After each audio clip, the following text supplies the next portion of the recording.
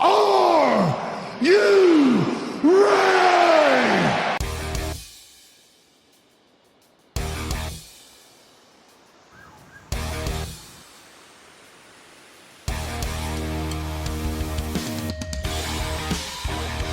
This is the D-Generation Clix podcast with your hosts, Who is Ravage? Ryan Ruffman, Ravage. Hand me that bottle cap. Miles Kane, Hand me that paperclip. Grab that twine. Gun wrapper. Daniel Schwab, We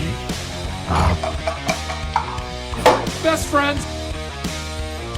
Asgard to Mouth, and Pete. Cause I'm just me.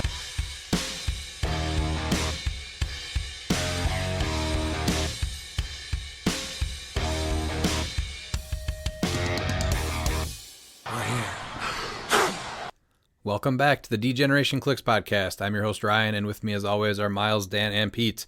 Miles, what's been up with you? It's been going pretty good. Unfortunately, my sweet motorcycle costume that I received was too small, so apparently one size does not fit all. Have you looked into a second motorcycle costume? Yes, I have. I've actually been just looking at a legitimate just motorcycle. I'll just bring a crotch rocket and just ride it around. That's extreme. Legitimate motorcycle. Dan, how have you been? Good. I miss cliX. I can't believe I have to wait another 3.5 weeks for the monthly. But otherwise, pretty good. Yeah, there's a big gap between these ones. Pete? You know, I got to play cliX last night, but I got a real problem with some people on this podcast, and I just want to bring this to light right now. Certain people here have gotten really good at editing. And if you listened all the way to the end of the podcast, and I really don't know why you would, but if you did, I'm not saying that the quote was wrong. I'm just saying that I didn't need to know that love made public. So I'm a little hurt. I'm a little violated, and I do love troughs. Thank you. Probably won't be the last edit. Do you have your glamour pants on, though? Oh, 100%. I even updated the Discord name to Glamour Pants Pete. That you did.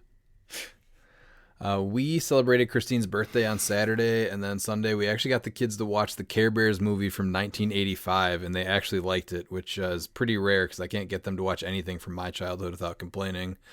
Do you guys remember that movie, or no? Movie's amazing. 100%. The Care Bears stare? I liked it. Yeah, Care Bear Cousins?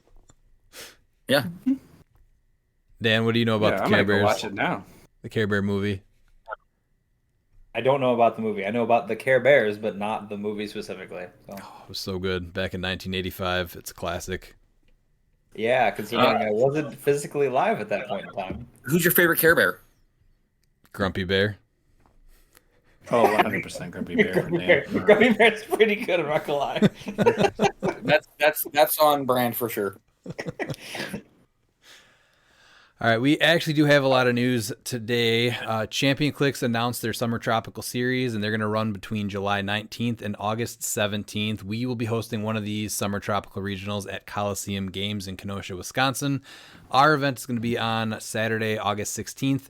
Details are still being finalized, but we should be able to start registration about 9:30 a.m. and roll dice close to 10 a.m. Entry is going to be $30, and then we're going to be doing the Battle Royales for raffle tickets again to give people a chance to win some of the new LEs. That was, I think, a hit last time, wouldn't you guys say? Mm-hmm. Yeah, I'm excited about it. And that's going to be 300 modern. Are you going to actually practice your team this time, Pete? Let's not jump ahead of ourselves, dude. Pete's going to get back into town the night before instead of the morning before this time. So it's a step in the right direction. like hours before. And then Origins. So I will be there, and I'm only going to be playing in Silver and Modern events. Otherwise, I get to work with Ian and Calder from Dial H and Alec from HeroClix USA all weekend. We're going to be streaming stuff. So I'm super excited for that. And here's a friendly reminder to subscribe to our YouTube and check that out. We should be streaming and doing stuff all weekend from probably Thursday to Sunday. And last, Scott Porter did post he has a brick of Lantern Legacy, so hopefully we get to see an unboxing soon. Pete, what's on that Bookwood report this week? Bookwood report. Hello, friends. It's time for the award-winning people segment, the Bookwood Report. And I have to say, our local tryhard has had a really, really light week. We do have some exciting news of one of the two purchases. He got himself a Spirit of Vengeance Legacy with a very bent card, which was quite the topic of conversation. But in other news, and going up on our Facebook page tomorrow, you, the public, can help name the most recent addition to the Bookwood family, the new dog. Bookwood got himself a new dog, and the dog is adorable. That's it. That's all I got. It's a pretty weak week for Bookwood then. Now, he did say that his current name for the dog is, what was it, Bark Vader? So we said we were going to throw up a poll and see if we can get him to rename it. So, considering it's an animal, that's a little bit heavier week, but, you know, in terms of, like, quantity, maybe light, but I'll say quality, kind of heavy. Well, this is a HeroClix podcast, and this is the Bookwood Report. So for Bookwood, that's a pretty weak week. I would offer that he should name the dog DOG. That's it. I mean, he should. I too think much this is contribution. where he needs to really, like, you know, because he try hard, you know, as a HeroClix player, he needs to try hard at life and make the Bookwood Report actually good. Yeah, I'd say it was a little bit of a Well, letdown. we've gotten to know when he's bought like a new iPhone and some other stuff. Pretty soon we're gonna get his grocery list that he went through that week. So let's settle down on that just slightly. He did not show up to Clix this week. Sad time. But I also haven't Not a shown- great week. No Dan, no Bookwood. Not a great week. I'll be there in 2 weeks, gentlemen. What's in 2 weeks? I'm assuming it's Modern or Silver Prep. One of those two. I don't know. Just know it's the weekend. Oh, I think it's of the- modern. Yeah, it's modern prep. So, you know what I'm bringing from Modern Prep. Something that is weak to Beetlejuice and Cherry Panther. Neither of those, but good try, though. We'll see. We will see. All right, first stop on our road to Origins 2025 is Modern. So we're going to take a look at what you might be facing, how to deal with it, and maybe just help you decide what you might play if you're attending and still on the fence. So starting with what was big at Champion Clix in February, that seems like a really long time ago.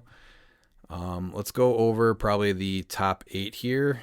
So that'll bring in actually, oh, look at that, my team from Champion Clix.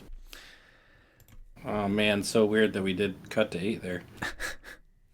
So this was the Prime Blue Beetle team. So starting with that one, I loved him for quite a while, but I just don't think that he is playable anymore. Thoughts on him?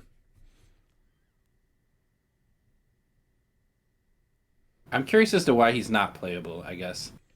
Yeah, Is it just more higher point attackers? Is that what you're running into, or So because he still does something completely unique where it's not outwit, right? You just don't have it.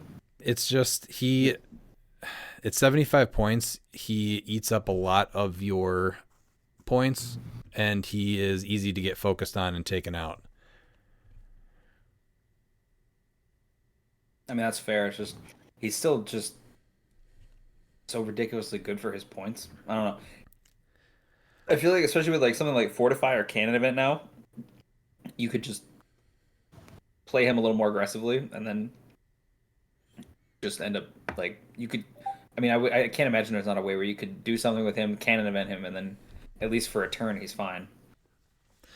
The big thing is that you have to obviously then trigger that cannon event. He's one of those pieces that is weak to someone else playing that cannon event, though, because he's something that you're going to target right away and just take out. Oh yeah, I get that, but like that's the other thing that I like about his attack power, or not his attack power, his trait is that you can't like fortify that because it's instead of normal damage, you just that piece is gone. So like against fortify, like he's pretty solid. Like yeah, you have to do the whole range attack thing, but I feel like that's kind of what you're going for with him. What do you think about playing him at 45 points? Totally That's my worth next it question. I was going to ask you that. That's for just the free remove of power. That's big, and Yeah. he's still a solid secondary attacker. Yeah, that's usually he. Obviously, the roll and delete something is random, but so many times just him coming into whatever he can with a 6 range, or what was it with? I think a Weasel I'd have him next to, so I get a 7 range a lot. Carry Weasel up there. Just getting rid of a power was huge on a lot of my games. So I think if anything, maybe at the 45-point line. I just hate that it loses prob. Well, he's still a better attacker at 45 points than Legacy Cosmo was, and Legacy Cosmo had a huge day. That's and I think there's other ways to increase range too, like you've got the Green Man. I still think he's wildly interesting. I don't think I'm going to try to build around him for Modern. I have other terrible ideas, but I think he's really a super cool piece. I also have other terrible ideas. That's kind of the same thing. So the Cosmic Viewer did help him, but again, that's just 80 points. So I think him on the lower point value, if you're trying to take away powers, is still something that might be viable. Next, that's the whole idea with him. I mean, there's not many pieces that do that anymore. So. Yeah, it depends on exactly what you want to use for him. If you want him to try and delete pieces, then you have to play him at 75. If you want to use him as more of a support piece, then 45 is going to be it. Because, like Pete said, like he's pretty much like Cosmo, but not quite because it's only one. But see, and I think he's lost his time as a main attacker, and he's more of a support piece, if anything, now. Yeah, that's what I mean. Yeah, he might see a resurgence post rotation though. That's kind of the thing, is like he was on the tail end because of being Masters of Time, so he might see a swing again after rotation too. I'd like to see it.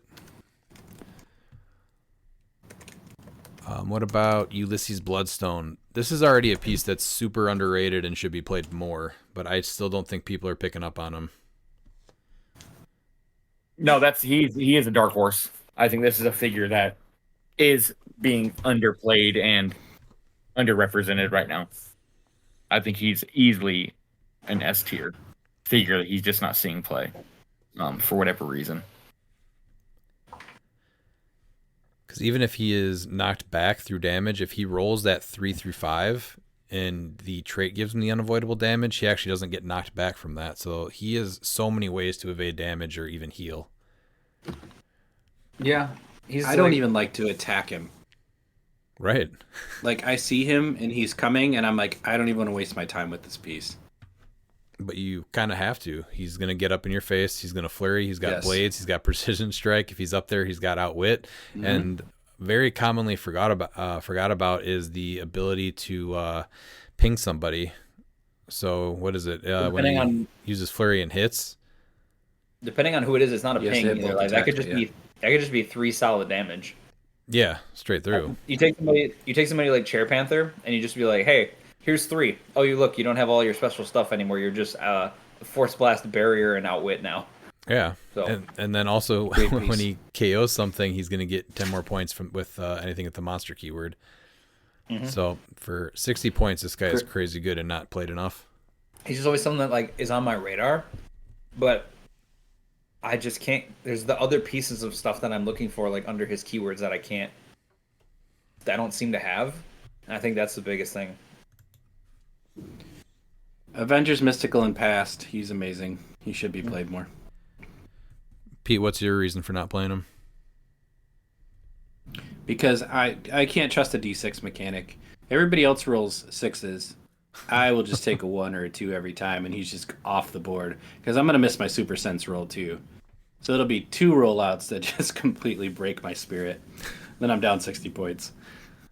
I've had a couple of rough events with him lately, but I can feel that. Yeah, I do not bank on rollouts. If a figure is like dependent on rollouts, I'm not. It's just not my style. Because when I'm building teams, I'm always assuming I'm going to miss. So any utility for putting the 5-point armor on him just to give him toughness or something? Man, I just feel like there's so many other things to put on him. Yeah, he's great. I mean, he's absolutely great. He's not my playstyle. That's why I don't do it. The what might be better is what is that armor? Doesn't it give you armor? Is toughness and flight? Yeah, Ethereum armor. Ethereum That's what I was armor, talking yeah. about. Yeah, that's what I meant. Sorry, I should have clarified. Oh, I thought about the destroyer. Yeah. I No, played him with the Ethereum Crimson Gem, and that was awesome. Just giving him the super strength and then being able to break through blocking because he has leap climb. Mm-hmm. So that I thought that was really helpful with him. But he and also again just- with the one shots, you can really make him like durable because you have the one for super senses and then you have the one for leap climb. yeah. Yes, you're gonna get rivalry still, but that's the one thing that gets around it. So I made I a would call whole that team. okay. I made a whole team that is just him in God mode, and Oliver actually played it at one of our events and did really well with it. All right, then next on here is the Legacy Chair Panther. So, what percentage of teams do you guys think we're going to see Chair Panther on? This is a stat that I want to remember. I'll say 70%. Miles, Yeah, I mean, Wow. I'm gonna go with 80. Let's go with 80%. Pete. Yes, finally, 81%. Take that, Miles. Well, I haven't gone yet, so I'm going to go 82%. Oh. If I get 81%, I'm putting my hand in Bob Barker's pocket. So, Yeah, this guy's just too vital on too many teams. I still don't like the fact that people think that they're forced to play him, but I also like understand it at the same time. Like I know his value. It's not like he's I a don't bad like piece. being forced to play him either. No, that's not what I said. But yeah, that's It's that's exactly. So you're saying like people feel to be forced, like yeah. you have to, like you are required to play him because then you can't function as what you want to do unless you specifically build around it because you know that's coming. No, my thing And is it's you have not to- just you have him; to- it's dealing with rivalry, canon event. I understand that, but it's more about the fact that like you can, for certain things, you can practice them to like, okay, how do I deal with this with what I have? Yeah, no, but there's certain figures that just you can't play without Chair Panther because they won't function correctly if you go up against that, and someone will bring them out. There's plenty of Kevins being played, and to be able to mitigate that, and then now your characters can't function when you look at it as a whole. There is ways around it, but it's limited more so than if you have Chair Panther. So I think No, the, I get that. the He biggest answers a lot of thing, problems. the biggest thing with him is that if you can give him 3 damage, he's going to lose his leadership, outwit, and the ability to remove the free vibranium token. So if you can ping him for 3, absolutely try to do that. He goes down relatively easy, honestly. Yeah, he's not a hard 30 points to get. And as soon as he's down, you can get your sideline stuff back. So it's he's got a target on him. And he's not a bad source of leadership or an outwit on those keywords, though, either. Like, just take away the sideline stuff. He's still not a bad piece. no, No, he's incredible for tempo. Like just being able to take a token off board wide by removing a vibranium, that's amazing. But he's also required to play because he has absolute authority. So like you have to play him because he has absolute absolutely. authority. Yeah. So Also, But what kind Redmond- of team ability on the Redmond- team? I was gonna say Redmond said to ignore that side of it. So the absolute authority, because he actually Yeah. you can play him in pulp because he has absolute authority. So it gets around pulp rules. interesting. I'd like to see you roll up into a tournament with that. Okay. Well, he's got absolute Challenge authority. accepted. Yeah. And I will argue that point. Yeah, who's arguing with the King of Wakanda? Yeah, like he has absolute authority. I don't care. It says, like Kurt's like I understand that, but he has absolute authority. So Great points all around. All right, this is a piece that, again, I don't know why nobody's playing her, but this is Bardley Quinn. So the one thing I was talking to John Michael about it, and so this is actually what I think too. Because even though you do get the buffs, she doesn't grant safeguards, so you have to make sure you're doing your sequence correct. Because if you try and like perplex and everything and get that set up, like you're just gonna reset all your durations, which includes universal weapon. So if you have universal weapon on the team, that's gonna end that duration. So I think that could be maybe part of it. I But ran she in- is an amazing figure. So the thing with the universal weapon was definitely something that I ran into like just a couple times, but I don't think as many people are playing the universal weapon as I thought were going to play it in the first place. No, I'm just saying where they're gonna have to make sure to do it in the correct order. Right. And so, that's, So it takes a little bit more That thinking, could- which is why people aren't playing it. yes. That makes sense. I really like with the trick arrows though. Amazing combo. The free fish. The fish now, yeah. So now that she gets, what is it, the poison, and she takes away a dolphin. So Yep. So what? Prime Namor becomes obsolete. I'm still definitely giving her trick arrows over the fish. Oh, I know. It's just wild to me that there's a 30-point pulse wave piece that really only takes 1 damage. She takes 3 or more and has prob. Like, I don't know what else we wanted, and nobody's playing this piece. And that's all without the removing the adjacent non-debris hindering terrain markers and then making fire smoke, which may come up in some corner cases occasionally if somebody's actioned out or something. Mm-hmm. Like, that's not. I nothing actually have either. never seen that used, which is interesting. It comes up occasionally. It's She's- cool. Yeah, because you can literally just go. You can get rid of a grave marker. You can get rid of a plant marker. A bush. Yeah, like you just like here you go. And don't forget the +1 attack for everybody within range. Well, once you do her pulse wave trick, yeah. Yeah. All right, now this is another one that I want to keep track of the stats on this one. Per Degaton, how many teams is he making? Like I go 85% ish somewhere in there. Miles. Yeah, I think that he's going to be. What's interesting, so in Champion Clicks, he was insane. And I think Adepticon, he was actually played less. And it was the opposite with Panther. So that's going to be tough. Yeah, but then he spiked back up for H too. So I don't know. Well, yeah, that was a 3v3, so that's why you're going to get that. A lot of it's going to be skewed for that. No, I know, but he was on like every team that he could almost like physically be on for the most part. Oh, for sure, yeah. When it's Extreme Highlander, yeah, that's yeah. It's tough. I'm gonna go with 75.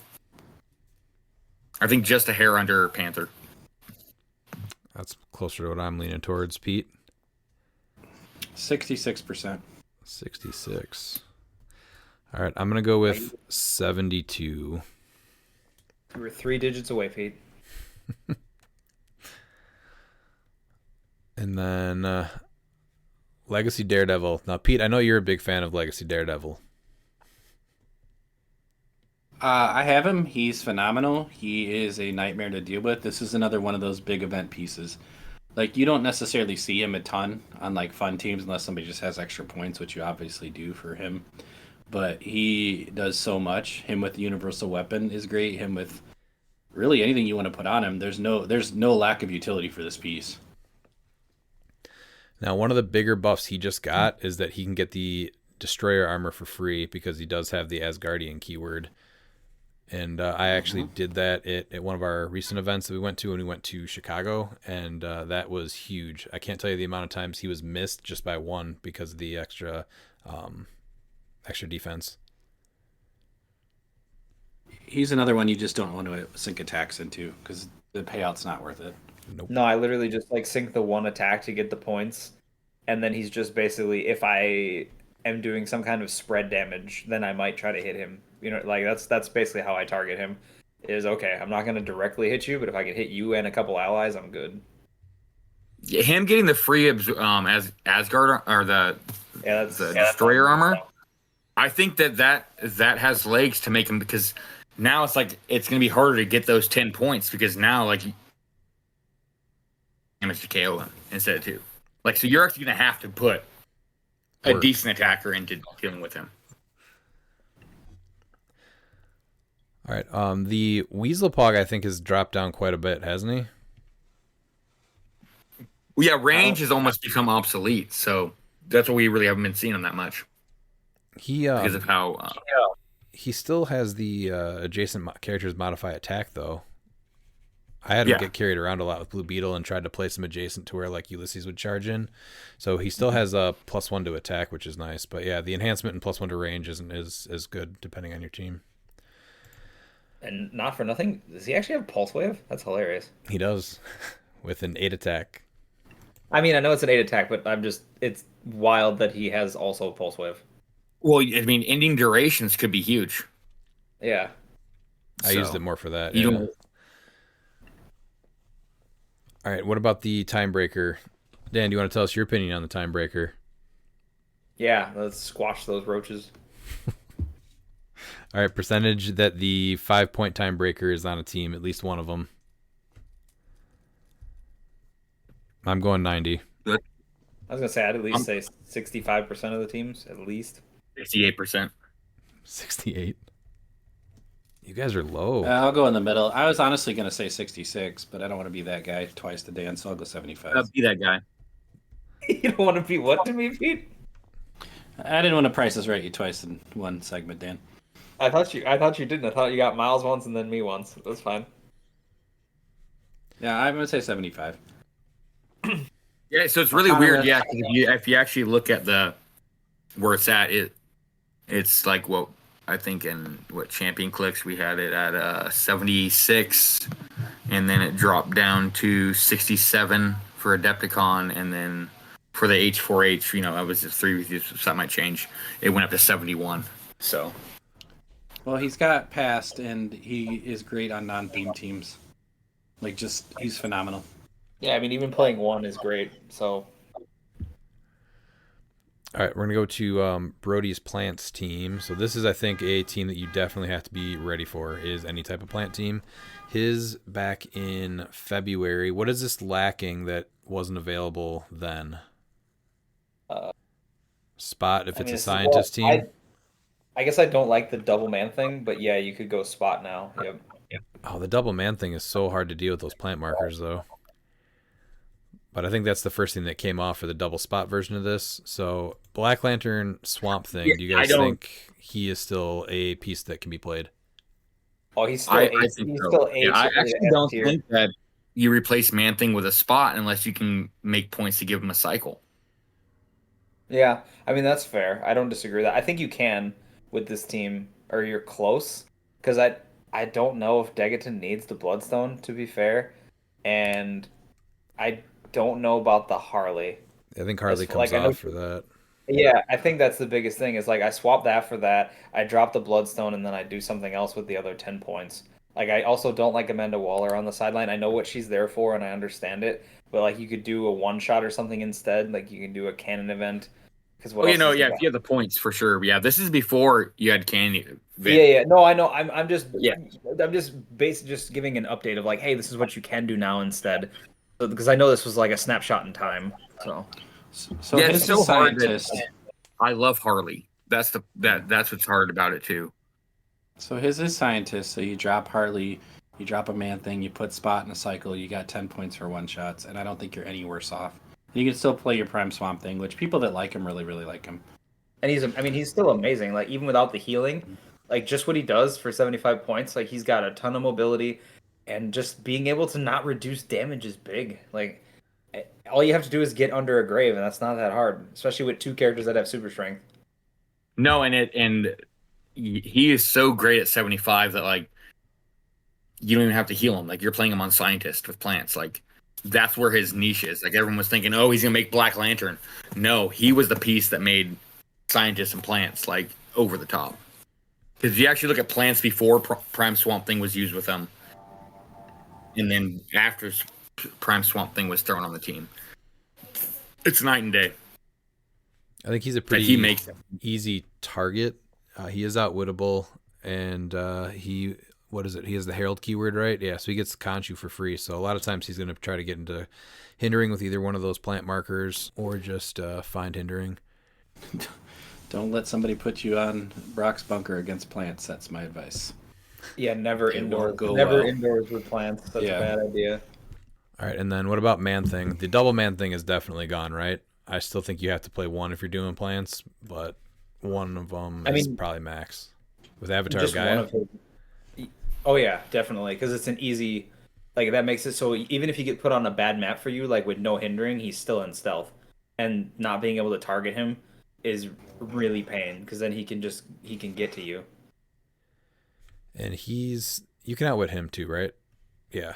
Yeah, Yes. But he just has a bunch of But if stuff. You can't outwit. But Yeah, it's if you what do can't you outwit him, it's a nightmare. It's what do you outwit though? Because he Yeah. has reflexes, he's got stealth, he's got traded invincible. He's got poison. It's like which are you picking here to try to deal with him? Right, yeah.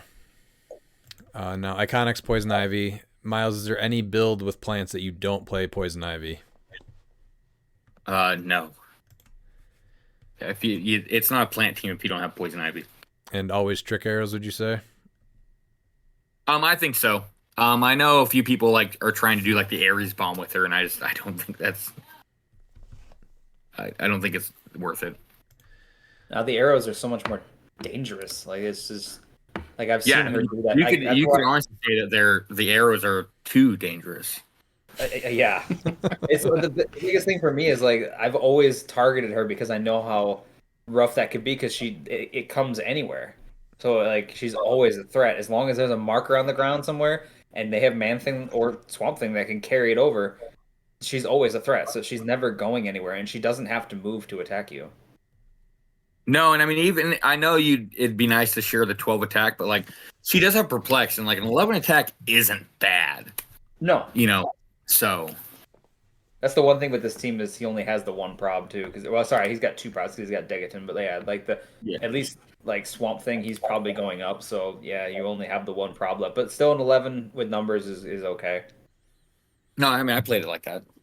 Yeah, I didn't hate it at all, but it was.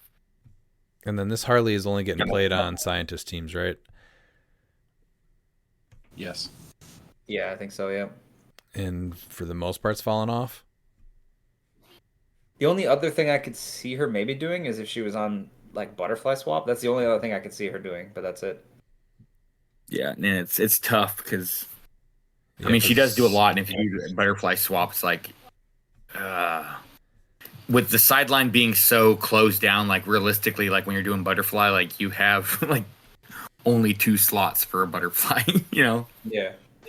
So it's like yeah. All right. It's honestly, I'm surprised we don't see her with more of the Bloodstone tech like he's doing in this. Mhm. All right, then he's got Predegaton. Obviously, we're gonna see a ton of him. And then Dan Powell, he played the Captain Marvel, Hellfire Gala duo with Kevin. I don't think anyone's played this version since Adepticon, right? Yeah. Nope. That's it. Yeah, I think that's kind of out. It's pretty challenging. Biggest thing with this is really just the nth metal arrows to outwit.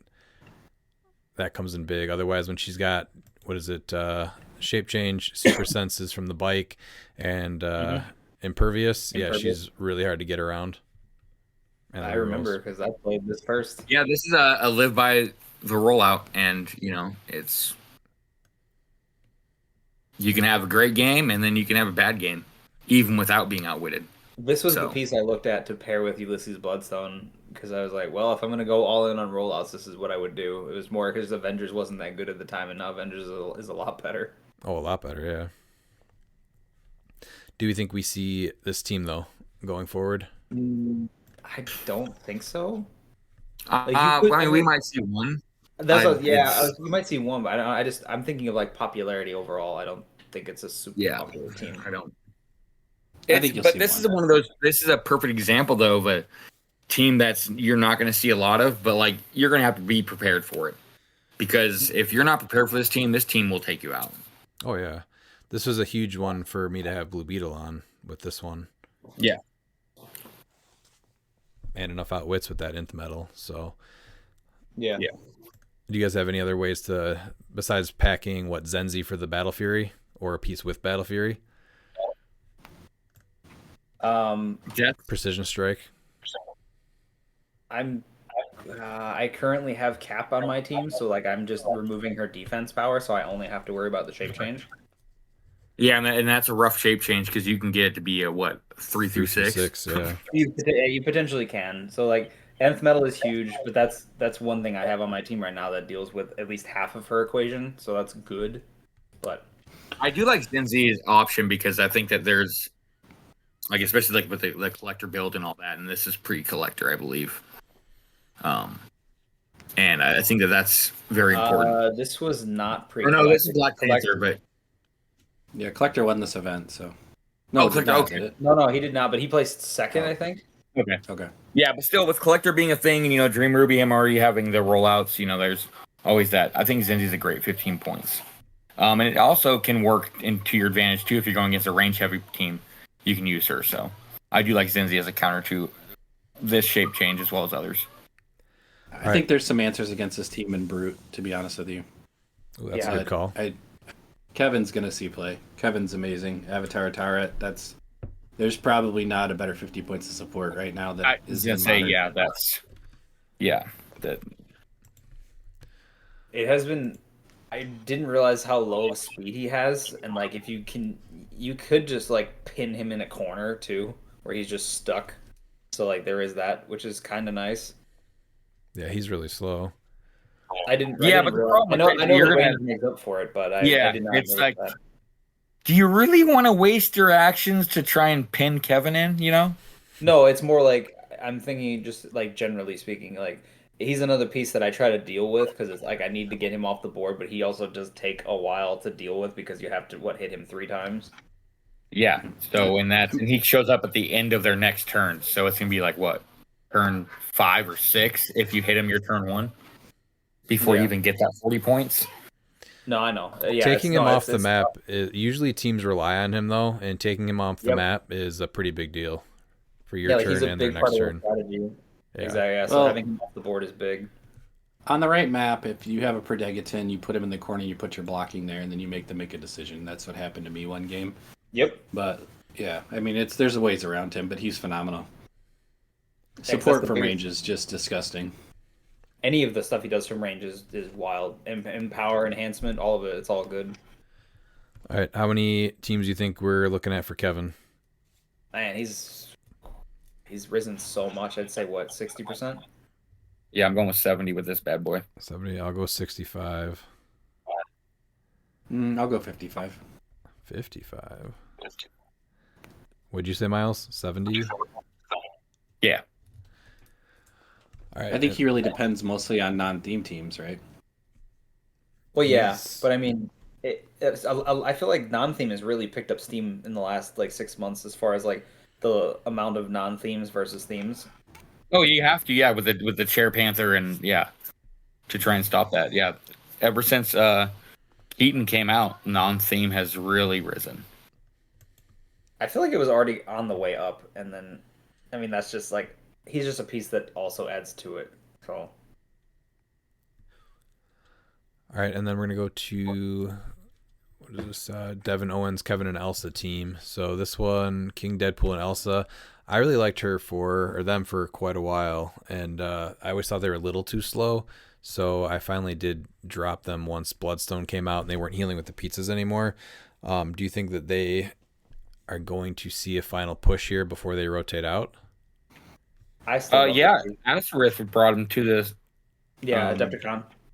finals at Adepticon. Okay. Yep.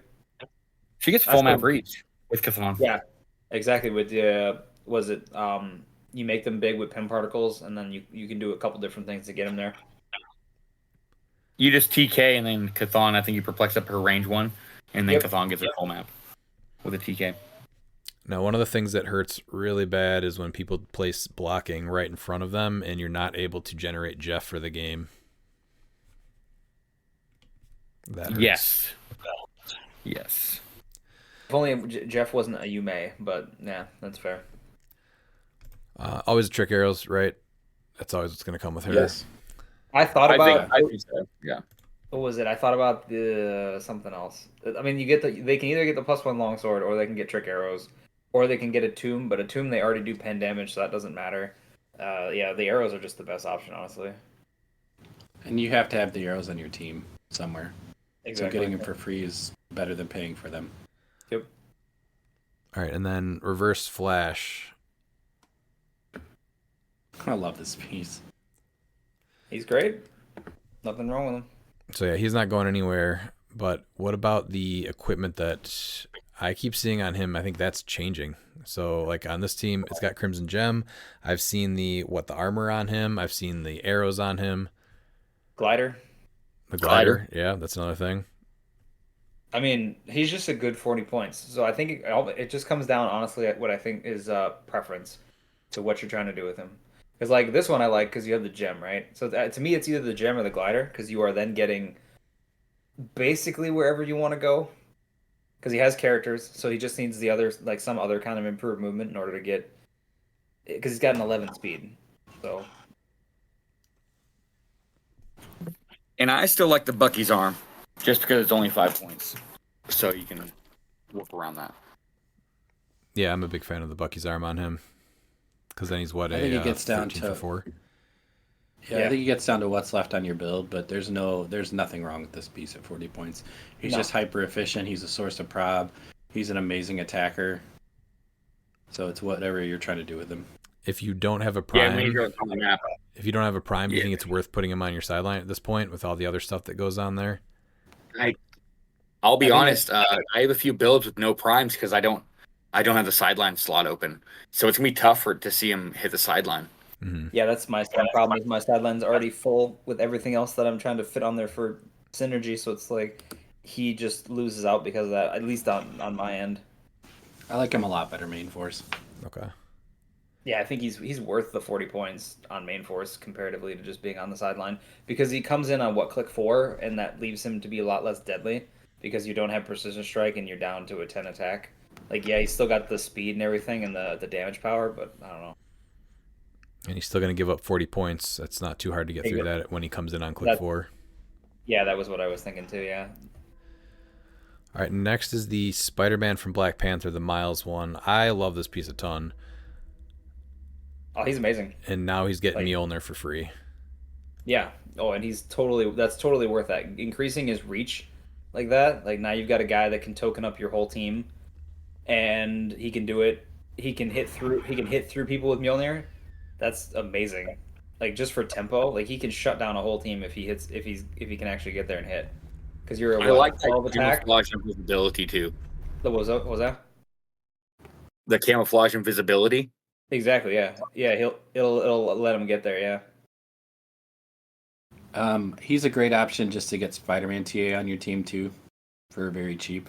And he's not something that you can leave alone, because if you leave him alone with Mjolnir, he's just smashing your team. Great piece. And is bringing Pulse Wave to it.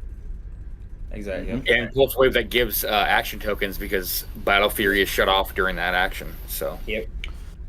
Pulse Wave, Precision Strike, all that stuff. Mm-hmm. And then again, just how many tokens he can dish out. So that's because you think about it, right? Mjolnir gives you Quake, you charge Quake, you have Giant Reach 3, and you have improved targeting characters during that action with your Giant Reach. That could be somebody's whole team, especially with his improved movement of elevated in characters. Yeah, this is a piece that needs to definitely see an uptick here, and I wouldn't be surprised if he starts showing up at Origins. Rest of the team is Black Panther, Predageton, Daredevil, Timebreaker, and then the Lucas PJ Scott Pog. This one's picked up recently too, hasn't it? There's a ton of tricks with this one, so I feel like it just ebbs and flows. It's one of those pieces that's like it's great for their points. It's a big event piece. You'll see it because of what you can do with it. Mm-hmm. One of the big things is putting... So Cathan, you always have to assign it to someone at the beginning of the game, right? Yep. And so people are putting it on them so that they can potentially trigger cannon event is one thing. Yeah, because you move them, give them a token, they die. Yeah. And what I feel like there's like 2 or 3 other things though that it's being You You can throw a tomb on him. You can do a tomb as well, just for the Yeah, you're gonna have he's gonna be penetrating 10 for 4 for 6 from 6. Yeah. And then you have the option to bring in a tomb, like because he doesn't end your game like Cathan does, so that's not bad. Yeah, and you get 2 turns with a tomb. So like realistically, like that's since you're activating on your turn, it's the end of your next turn. So you're gonna be able to attack with a tomb that turn, and then attack with a tomb the next turn. So he can be that mid game piece that you can get rid of on your own terms. You can trigger, cannon event if you want with a tomb. So that way you can't even target a tomb to make him immune. All right, And you get 2 turns so with that. next, let's go to the Ultra Chase Collector. This, I think, has changed quite a bit. So back in February, some of the top stuff, what is this? This one is Nicholas Madison's version. So this was the collector with Crimson Gem, Trick Arrows, and Universal Weapon. Did you guys like those choices for back in February before other options were a thing? Yes, because of the versatility it gives. Like just having the movement with Crimson Gem, the arrows, and Universal Weapon, just that toolkit on him is, I think it's still really strong. Like obviously we've seen other types of builds, but I don't really discount this one as being bad. Yeah, it's way harder to lock him down when he's got the Crimson Gem. Trick Arrows are obviously crazy to follow that up with like a big or something, and then just being able to pick whatever else you want with the Universal Weapon. How much is Mern coming into play on that team, though, for the line of fire with Giant Reach and whatnot? I mean, Well, that's you're good. gonna have Cosmic, you're gonna have Scientists, like against the giant teams, for instance. Oh, no, never mind. Mern's just a keyword. So, Soldier Spy, Monster, Cosmic. A lot of those pieces, I mean, it can come up huge in certain. I mean, if you're going against another collector, you have an advantage if you put them on bunker. Yep, exactly. Yep. You can shoot at him, he can't shoot at you. Pretty big. Also, just the fact of the easy example for me is like you pick Universal Weapon, you pick Psyblast, right? Universal Weapon. Now you can drop a big or a 2 dangerous that does 3 pen to an entire team. You'd have to pick If you Exploit, can though, line it right? up. No, you just pick No, Psyblast. yeah. Yeah, Psychic Blast, it works with 2 dangerous, and then Exploit Yeah, works with Quake. and you could do But it. Yeah, you Psyblast could do it. is You could 2 do it as dangerous a would be core. amazing. But just the fact, I mean, just that, like I've done that before, where I've had a pen, like a pen damage, 2 dangerous, and that can, I mean, obliterate a team. You're gonna see Collector, and he's gonna have a new bag of tricks, and that's the fun part of this piece. Is every time there's new equipment or something else, there's a new version of him. And then the other one that was played was Captain America Shield for the 5 points, Motorcycle at 15, and the Universal Weapon at 10. And so that's giving you ESD, combat reflexes, and then the ability to pick a weapon. Now, the reason I liked this a little bit better back then was that you still had you could get your 3 equipments, and then he has Prime Elsa Bloodstone with the Trick Arrows, and you're just giving him that in addition turn 1. So he's just getting a 4th equipment right away. His defense is always going to be +2, and he can pick a power. I mean, no, that's good too. This is the unthemed version, yeah. So yeah, I mean, Collector's just good. There's like the thing is, it's what do you do with the other 100 points? So there's lots of different like things you can do with it. What do you do with the other 70 points because you're playing Chair Panther? The funny thing is with him, I don't even think you need to. Like you can, but you don't necessarily need to. Like he just hits people. Like he just can also just hit and kill things. All the top collector builds have been having Chair Panther because to stop that juice from stopping him is getting the tokens. Yeah. I guess Logan called him out on me turn 1 and just proceeded to keep him out as long as he could. How did before that he go? finally broke. Oh yeah, no, sure, yeah, but he's doing it. He's doing it himself. I know. Instead But of that's what I mean. Collector still was just fine without being able to collect me. Like it didn't really matter. And then last, Space Ghost, obviously always at 30 points, just crazy good perplex and support powers, but that's all he's really doing. He dies pretty easy with 2 clicks of damage. Well, and you look at 30 points and where everything is leading now, and do you do Space Ghost or do you do Chair Panther? Because if you don't have Chair Panther, then there's a good chance that Space Ghost is going to be able to use his team players and going to be able to free choose his power, can't do the perplex. And that's unfortunate because Space Ghost is such a great utility piece for 30 points. I mean, But he becomes dead points at that point. because you can pick what you choose one of the options, right? And then, but he has stealth, so you can try to keep him somewhat safe. Yeah, he's only 2 clicks long, but at least with the stealth, you can try to at least keep him in hindering. So you have to like get over there and punch him. It's not just shooting at him or something. To me, he's always a real easy target to just try to get 30 points off of, and if you can stop a double perplex, that's a pretty big deal. Yeah. Oh, and the double perplex is even better because it gives you safeguard prob, safeguard Yeah, opposing. you're prob. able to shut that down. Like I said, this is where the Space Ghost and the Chair Panther, like, what makes the team better, and that's where because they're the same points, and because there's going to be a good chance that someone's going to call out Keaton, so you're not even going to be able to choose your power. So he won't be your TK piece, which is what he is on this team, and you won't be able to perplex twice to give safeguard problem. All right, now going to Rob's team. So he was the one that came in second place with the main force Beetlejuice. Now, did we see the other event that we were going to go over is Adepticon? I don't think anyone played main force Beetlejuice at Adepticon, right? No. There is no Dan, main force. when we look, we can check out this later too, I guess. But when we looked at when we look at Hero Clicks for Huntington's, the 3v3, do you remember anyone main forcing Beetlejuice? Maybe one, but that was it. I'm not 100% that they actually did or not, so I don't remember. I honestly don't remember seeing one main. That's why I think maybe one possibly. All right, so let's say you're going up against main force Beetlejuice with the motorcycle. How are you taking him out? I just did it by the old-fashioned way. That's what I did, but because I actually faced Rob at Champion Click, so You said his name 3 times? no, I just turned him into a schmear. 3 people played him, so he was on 3 different 3v3s. Oh, he As, was on as 3 main different- force. Okay. Main force, yes. Okay. Okay. Do See, you, I just didn't see him. Okay. what's the win percentage with him on the main force?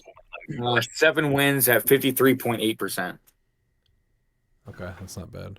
But the wins are total. Are the wins for just that team or for their entire team? No, it's for the entire team. I'm pretty sure. If I'm Oh. Well, do we think that Beetlejuice and on your main force is going to be something that is a potential hazard when you're running the? I would say never discount it. It's always a possibility. Yeah, you have to be aware of it. You don't go into an event thinking, "Oh, I'm never going to have to deal with him." So Chair Panther's always going to shut him down. That's not how it works. You need to be cognizant of him, and just attack him. And there you go. That's how we get him. And then he also had Ghost Rider. So Ghost Rider, I thought was honestly going to see in the final. It was basically 2 Ghost Rider teams, and he did not pick up steam after this event, which to me was crazy. I agree. I This don't- is I don't still know why just he an didn't. amazing. Yeah, it's just an amazing piece, and with the Dream Ruby on him is huge. He's just really efficient. 70 points. You can easily get shape change onto him. So you really don't ever want to mess with him then. Yeah, he reminds me of Death Metal Wonder Woman, where she's not at like every event, but when she shows up, she does damage. Mm-hmm. And the same thing with him is that it's like people discount him and don't think he's going to show up, and then all of a sudden he does good. Like, and everyone's surprised for some reason. He's always a thing you got to pay. He's just one of those pieces that like you have to be ready for, because he just does something so unique that like someone's gonna build with it. Like it's just a great 70 points. Usually he's always going to have shape change. The other build that had him was Joe's build, and that one, where is it here? He still had shape change. Yeah, but he had the Crimson Gem, which was interesting, and he actually just carried around the phone booth. So he was giving everybody else around him shape change, and they could keep using that, right? Yep. Yeah, because it's not equipment, so it wasn't getting shut off by the By pulse wave. pulse wave. Yeah. Right. So he was getting his shape change still from the rider, and then giving it to everyone around him. So yeah, pretty crazy combo there. And then Prime Colossus, where is this guy going to be on our way to Origins? I'm going to say he's going to be on about 50% of teams. Yeah. I'd say like Because even at Worlds, like he didn't show up in droves like everyone was expecting. He's one of those beat stick pieces that he's going to see play. There's just so many good primes right now. It's just so hard to really say, yeah, we're going to see a lot of Colossus because there's just so many good primes to choose from. say he'll be on 45% of teams. I feel like he's come to the point where he won't pick up the 50% marker just because like he's very good, but I just think people there's just so much diversity that people aren't reaching for him as their first option all the time. I'm going to go with 40. Pete, where are you at? Nah, you guys all took all my numbers. I think a lot of him is just fatigue. I think the people are just tired of playing him. I don't know why. He's amazing. He's not something you want to deal with. You have to deal with him. If you leave him alone, he's just destroying pieces left and right. But I will go 33%, a third of the field. Oh, okay. But he's not part of the law firm, Pete. So that's why. He's been interviewing there. He's been interning. We'll see how it goes.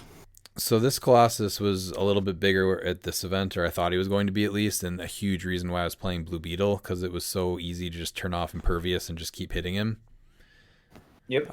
But I did something similar. Use the acid arrow to just keep damaging him.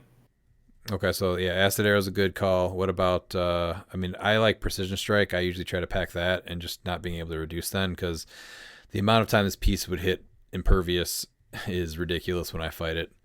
So what other tactics are you using to take him down? Usually he's got motorcycle, so he's either going combat reflexes or super senses. Right, Nth Metal. Yeah, that's another good one. Nth Metal and some outwits. Yep. And it's hard to get rid of either the combat reflexes for the close attack or the super senses. You got to leave it. He's almost always going to have some version of a rollout, Mm-hmm. Either the impervious and super senses. So he's a great piece. The combat reflex is just so rough. Giving him a 22. Yeah. Mm-hmm. So you're usually probably getting rid of that, right? I took the impervious off most of the time. But you're I played him a range bunch, and piece, most right? of the time people try to get rid of the combat reflexes because you just don't want to roll against that number. Mm-hmm. Yeah, because if you look at you can get your attack up to a 12 or a 13, which is usually really good. Except now, if you're a 13, you need a 9 just to hit them, and then there's a good chance you're gonna have to try 3 times to roll that 9. So sometimes it works out, but other times it doesn't. So yeah, He's still a really good tempo piece unless you can get rid of his power cosmic too, because he's rolling and taking tokens off constantly. So he's just something you have to be aware of. But he's been out so long now that people have strategies for him, but it's still not always a great feeling when you see one across the board. Mm-hmm. No, because you definitely can't ignore him, and him being under a third of your build most of the time, even with the bike. He's only 95 points. That's still for what he does is Great investment. really, really good. Yeah. Going back to Ghost Rider, though, how are we? I always just say you just got to hit them, right? And just hope they miss shape change eventually. There's really no other tactic. There Right? is no other tactic. Just Yeah. keep throwing attacks at them. I do like if you have trick arrows. I do like the option of hitting someone adjacent to them and then using the hypnotic arrow. I do like that option, so we don't have to worry about a shape change. Okay. The other thing too is having something with super strength that can place elevated under him to separate him from the team. Yeah, Yes. but you still need to deal with him. But yeah. You do. All right, and then let's go to Adepticons. That was just about a month difference, I think. Yeah, literally a month. Yep. Yeah. Definitely some pieces that we did not talk about yet. So top 8 was Nate White's team. So this was the Dr. Doom chase. This is the only team that I've faced or seen really play Dr. Doom. He had the trick arrows was just firing through the Doom bots. Do you think this guy's window? I still think he's underrated now after seeing him played. I think he's just. I honestly don't even know why he's not played more. I think you're going to see him more. He's a finesse piece. That's why we're in that weird spot where we have so many great figures. This Doom is amazing, but people are going to go for the easier to pilot because Dr. Doom is not an easy piece to play. Nate White is not known for playing the norm or easy pieces to where everybody's playing them. Mm-hmm. Yeah.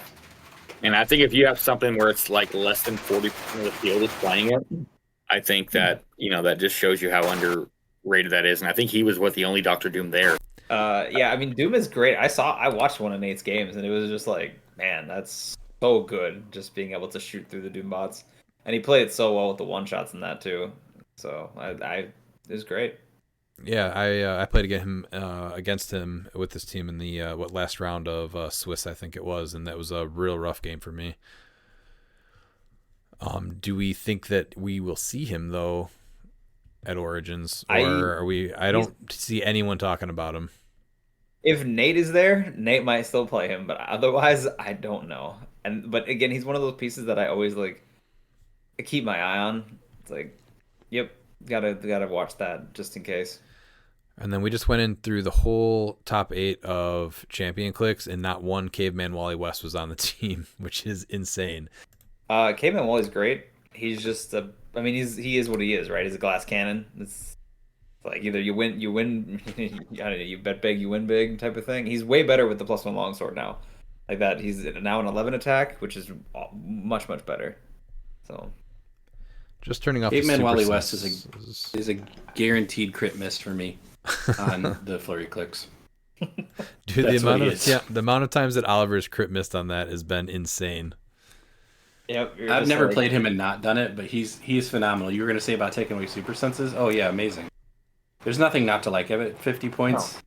No. He's got hypersonic super strength, which is always a good utility. I've seen Revan rearrange the map with that. Be like, I'm gonna pick this up and then move it over here, and then I'm gonna pick this up and drop it over here. And then just with the longsword, he's gonna be getting blades on. If he's not doing the flurry click, he's just doing regular. He's looking at the Ares bomb too. I've seen him pull off the Ares bomb quite a few times. All right, and then also not making top 8 anywhere at champion clicks, but an amazing piece is Green Man. Thank you. Yeah, surprised it's wild that he's not on more teams for what he does for 30 points. No, he gets a free avatar. Yep, or the longsword, or the green, whatever the heck the Green Lantern one is. Broadsword. The broadsword. Yes. Pulse Wave increases the range. Yeah, and once per game you just don't get stop clicks. And then you're elevated. Yeah. Yeah. I mean, he's giving you 2 stat bumps plus everything else. And he's cosmic, so you can't shut him off. And he's barrier, not for nothing. I mean, I know how much people love barrier in this game. So and enhancements people don't love and outwit. Yeah. So I saw him mostly with Khonshu, so he was also having probs and the ability to have stealth. So yeah, he is a crazy 30 points that consistently is doing more than you probably think. I don't know why this guy's not getting played. Is it keywords? He's got pass now too. Yeah, the 2 best chases aren't being played as much as they deserve. Him and Harley. Yeah, I guess it's more of the easy stuff with Diana and Zala that people are leaning into than the crazy support that these guys offer. Yeah. Yeah, another 30-point pulse wave that has a ton of extra depending on what you put on him, and a lot of it's so. And then another piece, I don't think you're going to see a lot of this. This is just the lucky dog from, what is this, next phase? Yeah, that was just Nate's answer to shape change. He was like, all right, I need some 20 points. That's pretty good to do with just shape change. But it's also, Nate was like very much, I felt like he positioned stuff really well, right? Because he was using the enhancement from Lucky too. Mm-hmm. So, like, I mean, this was very much like a play style thing. So, but yeah, I don't necessarily think people will pull out Lucky. It is just something that Nate put on as like, oh, I can, if I do this, I have, you can answer shape change, which is good. He also let you shuffle a trick arrow after you use one. So not for nothing, that means yeah, because Doom had it's really good. Yeah. I think a lot of people are leaning into Zenzi to deal a shape change, but yeah, for 5 more points, getting the enhancement, and if you have trick arrows, this is a great option. For Doom, that's really nice too. So like that was, I mean, just being able to shuffle back in a trick arrow and then reuse it with Doom is amazing. In a rollout heavy meta, Nate had 2 on his. He was probably expecting to play you, Dan. Oddly enough, I'm not playing rollouts right now. All right, then we got Nick's team. So Nick played Camo. So where are we at with Prime Camo? He, I think, with Canon Event is high on the list now. He's picking The funny up thing steam. is that I didn't see a ton of him at H for H. Like he was, I mean, he's amazing. Like he'll never not be amazing for what he does. So, yeah, he was only on 2 teams at H for H. So, considering what you just said, it is a little surprising, but I think he's just a playstyle thing too. So, Yeah, him with the. And it's Hell really weird Cycle. that no one else is using the giant reach from the objects with his Ares bomb. From what I've seen, Yeah, I don't see anyone using that one either. But again, pretty. I'm glad they're not because I insane don't think it should interaction. work. But yeah, it's I mean, I like Camo. He's a piece that I was playing for like the longest time. So, I mean, if I wasn't playing what I'm playing now, I probably would have still been playing him, honestly. You said he was He's on just how many great. teams for H? He was only on 2 teams. That's crazy to me when I know. it's Highlander. yeah. Talon was on just as many teams as he was, surprisingly enough, at H for H, which is funny. Wow. And then Butterfly is the first Butterfly we've seen. I think we talked about this an episode or 2 ago. So I don't really think that it's your Swiss Army knife anymore. But if you have a plan and kind of lean into that, so like he played, looks like Death Metal, Wonder Woman, and Penguin. I don't think either one of them is really doing anything special, right? As the Butterfly, it's just more of a he is here using it as the Swiss Army knife, Yeah. or the better Yeah, well, answer. because Death Metal Wonder Woman obviously for her thing, but Penguin, I mean, not for nothing, is going to be able to give Camo Precision Strike. Yep. And then, so you can have Shinzi giving him Battle Battle Fury. Fury to ignore shape change, and then he's also going to have Precision Strike to help against super senses. So if So he's going against a Chair Panther and they pick Penguin and Death Metal Wonder Woman, and they're going first, they pick Penguin and Death Metal Wonder Woman. Yeah. What does he do with Butterfly then? Because you can't pick Ares because Butterfly he's just stays 55. So Butterfly Yeah. stays there, or I guess you could pick Mimic technically for 15 points. I would, if worst case scenarios, I would pick Mimic at that point That's kind of crazy. because you get 3 clicks long. So I it's guess. an 11 attack. So okay, we're gonna mind control with an 11 attack. Well, with 0 range, you can't. Like, can You use mind the- control through the butterflies, Can you use the minimum full range for that? Yeah, you can, right? Yeah. and but you mind control them as through the butterflies, so you can have 0 range. It's no problem. Yeah, I guess. Yeah. I don't know. That one's tough. Same thing with Death Metal Wonder Woman. She has 0 range, and she can still mind control through them. Yeah. So then Black Panther, obviously. Legacy Molecule Man. This guy's kind of been a little fringe lately. I don't know where I stand with him though. Yeah, it's tough with where he's at. But I mean, the terrain markers don't hinder or block lines of fire, which is really nice. Yep. Especially with the having an outwit that just sees through most things, which is good. Yeah. Do you Still your think- barrier piece. I mean, Would you play him without equipment? Yeah, I mean he's great with. I mean he's cheap barrier plus his big range. I mean, yeah, I don't see it. yeah, because when we were building this team, we wanted to, Green Man was the ideal choice, but we didn't have 30. We had 25. We had 30, but it was like we need cannon event, and so when we were doing that, that's why there's no barrel on here. Did you really need Bloodstone? No, he doesn't. gonna say- He wanted Bloodstone. I was gonna Oh, say, then there's your 10 yeah. points there. Just And Molecule Man doesn't even get to take the free action twice if he's not 75 points. No, he's gonna be a barrier piece, and yeah, Okay. Outwitter. For 25. I feel like, yeah, you can get it a little cheaper. I guess it's not terrible for 25. yeah. not for power cosmic barrier outwit, right? With 8 range. I don't think that's bad. He's their barrier. Do you think exactly. he's worth at 75 points with 10 points of equipment? Yeah. I mean, potentially even, with 15 points of equipment if you give him a health cycle or a motorcycle. I like him a lot at 75. with equipment. I think he's really kind of criminally underplayed. Yeah, I had And to go not up for nothing, against he can one. reduce pain with barrier. So, you know. I had to go up against one, and he was really hard to actually take down against him. And I think it was a collector team. And it was really hard to position with his range and what he was able to do, and still worry about collector. All right, we got protected. Yeah, he's like a poor man's Kevin. So, at 25.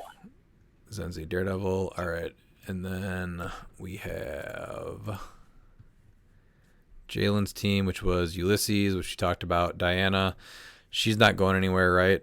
She's actually, I would say, getting played less, and people are playing Zala more, which I still think is a little surprising. I know the taking away shape change is nice, but not having to hit, I just think, is so much more important. I guess you have rivalry, right? Yeah, but I also like but Diana it's too, also like- because you needed to get her there, and so Zala's going to have the 6 range, so with hypersonic, whereas now with Diana, you have to pay the health cycle, so now you're paying 65 instead of 50. So that's where it's coming in, is that points are becoming a premium, so they're going with Zala. Mm-hmm. I mean, that's fair. I think it depends on what you're doing. Like, I've played Diana a few times now, and like I really like her as an opener because then you're getting +1 attack for whoever you're bringing over there with her, and then you're potentially getting an empower, which is big. So I see. I think to me she's got just as much value as Zala does. Yes, she's a little more expensive. Oh yeah, absolutely. I'm not trying to knock her at all. I'm just saying No, that the 15 points is where it's at. Is the biggest difference for what we're seeing Zala more. I Oh, think yeah, Diana is amazing because, like you said, you don't even if hit. you're doing the other trick with Zala where you give her the crimson gem, so you're guaranteeing she gets to where she needs to go. Even then, she's still 5 points cheaper. And I totally get that. And then the only other piece that we have not talked about on this team as much is the Prime Elsa Bloodstone. I know we brought her up with Kevin, but She's amazing. Yeah, I'd She's say both. she's underplayed, honestly. Yeah, I played her on a team, and she still just does everything you want her to do. Potentially 3 attacks in a turn by herself, plus an outwit, and then just stealing equipment she's so good. So her and Perdegaton are a heck of an alpha strike.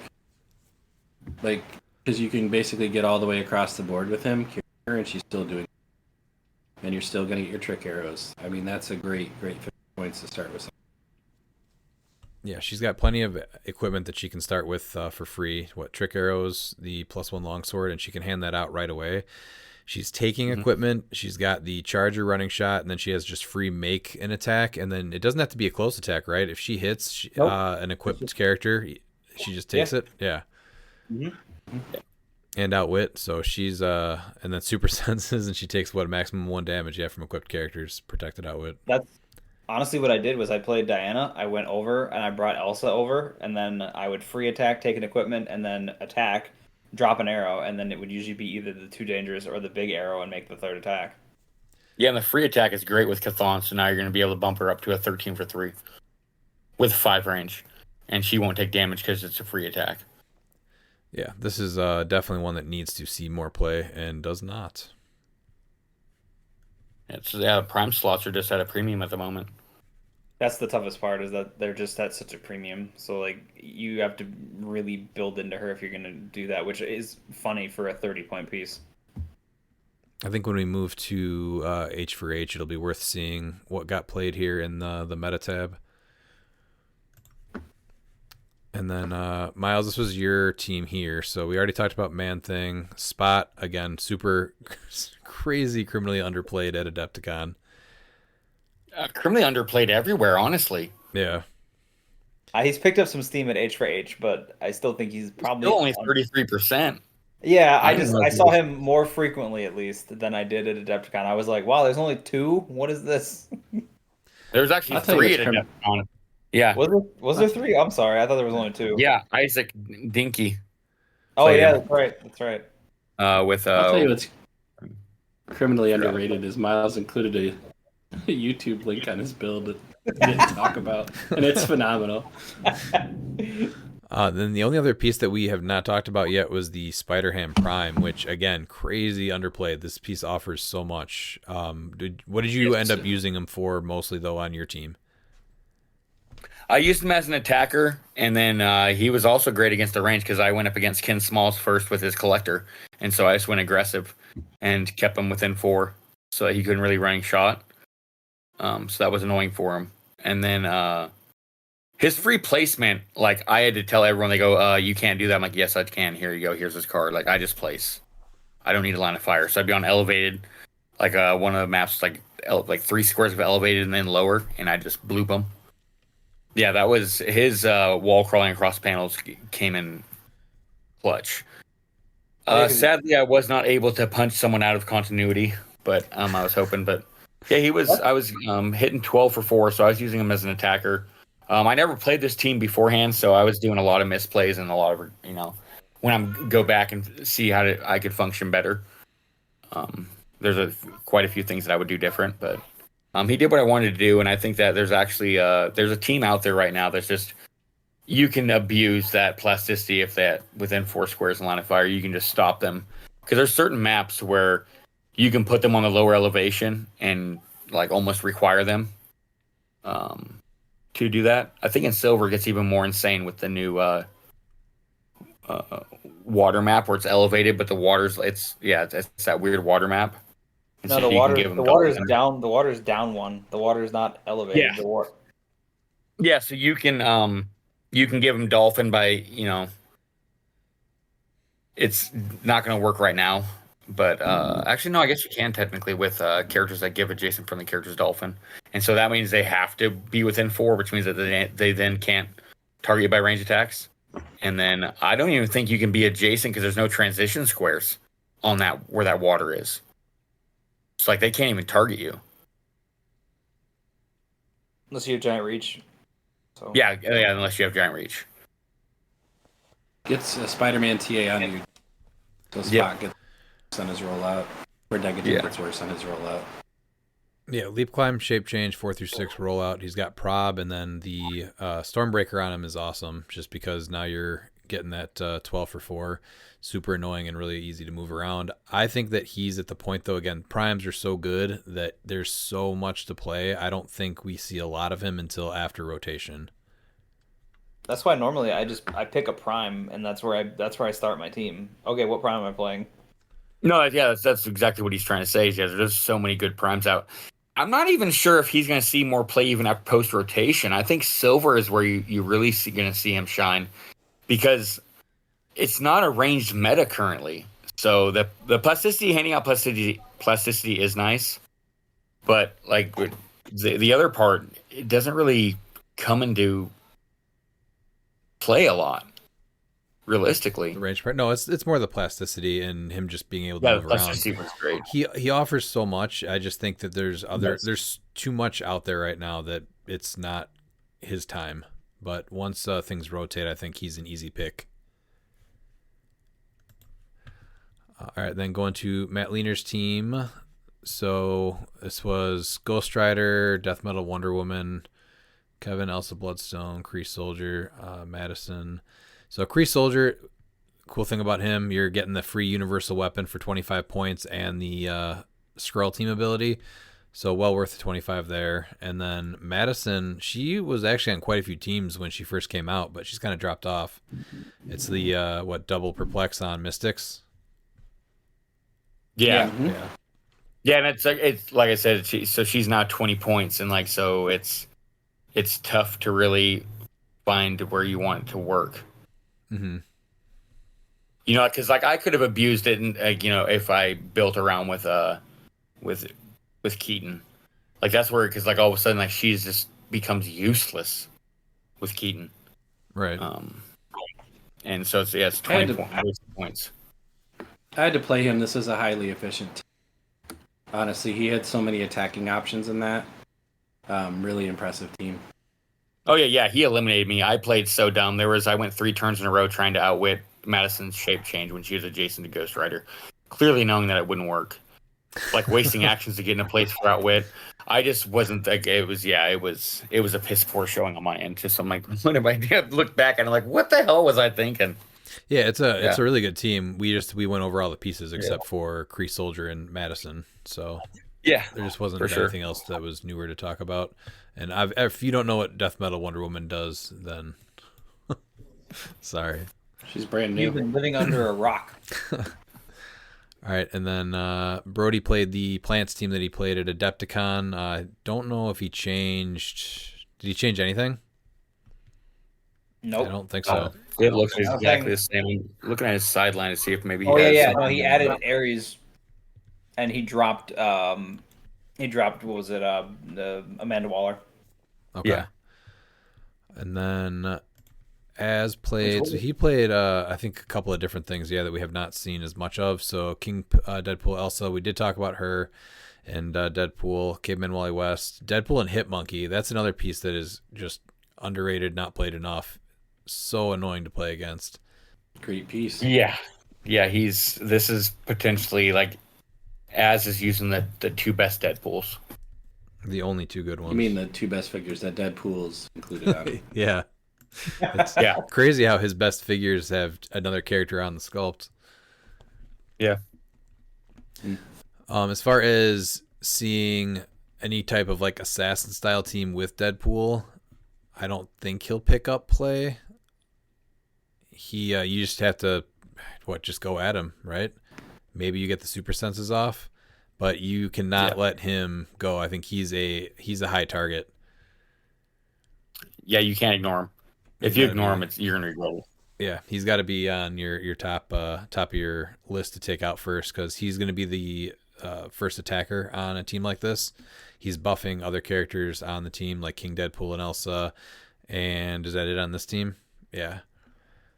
And then usually with the trick arrows, what does he have? He has universal weapon because he does a second attack, right? On a target, an opposing character with a target token. Yeah. So definitely take out him first. Then we have, what is this, Pegasus Cap? Yeah. Which, how are we this far into two events, and this is the highest that we've seen Captain America? It's always, for me, it's always a deployment issue. That's pretty much his only thing, because he's a Twinkie. Like, that's it. Otherwise, he's amazing for 40 points. But now we have Diana, and we had Diana and Zala for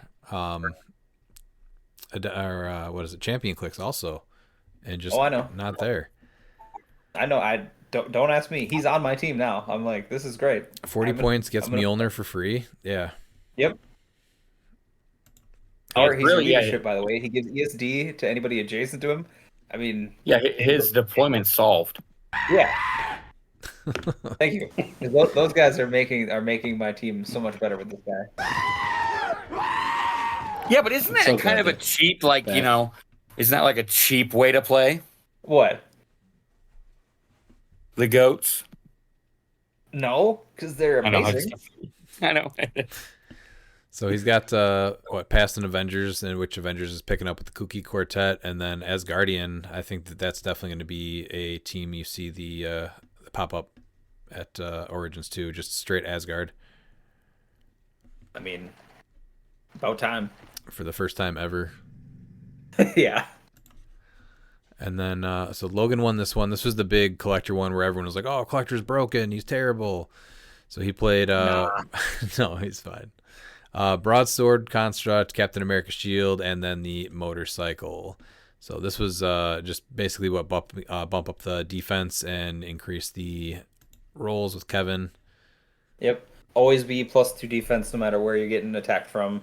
And and Kevin was big for him because there was plenty of times like when I played against him where he missed his shape change and that reroll saved his butt.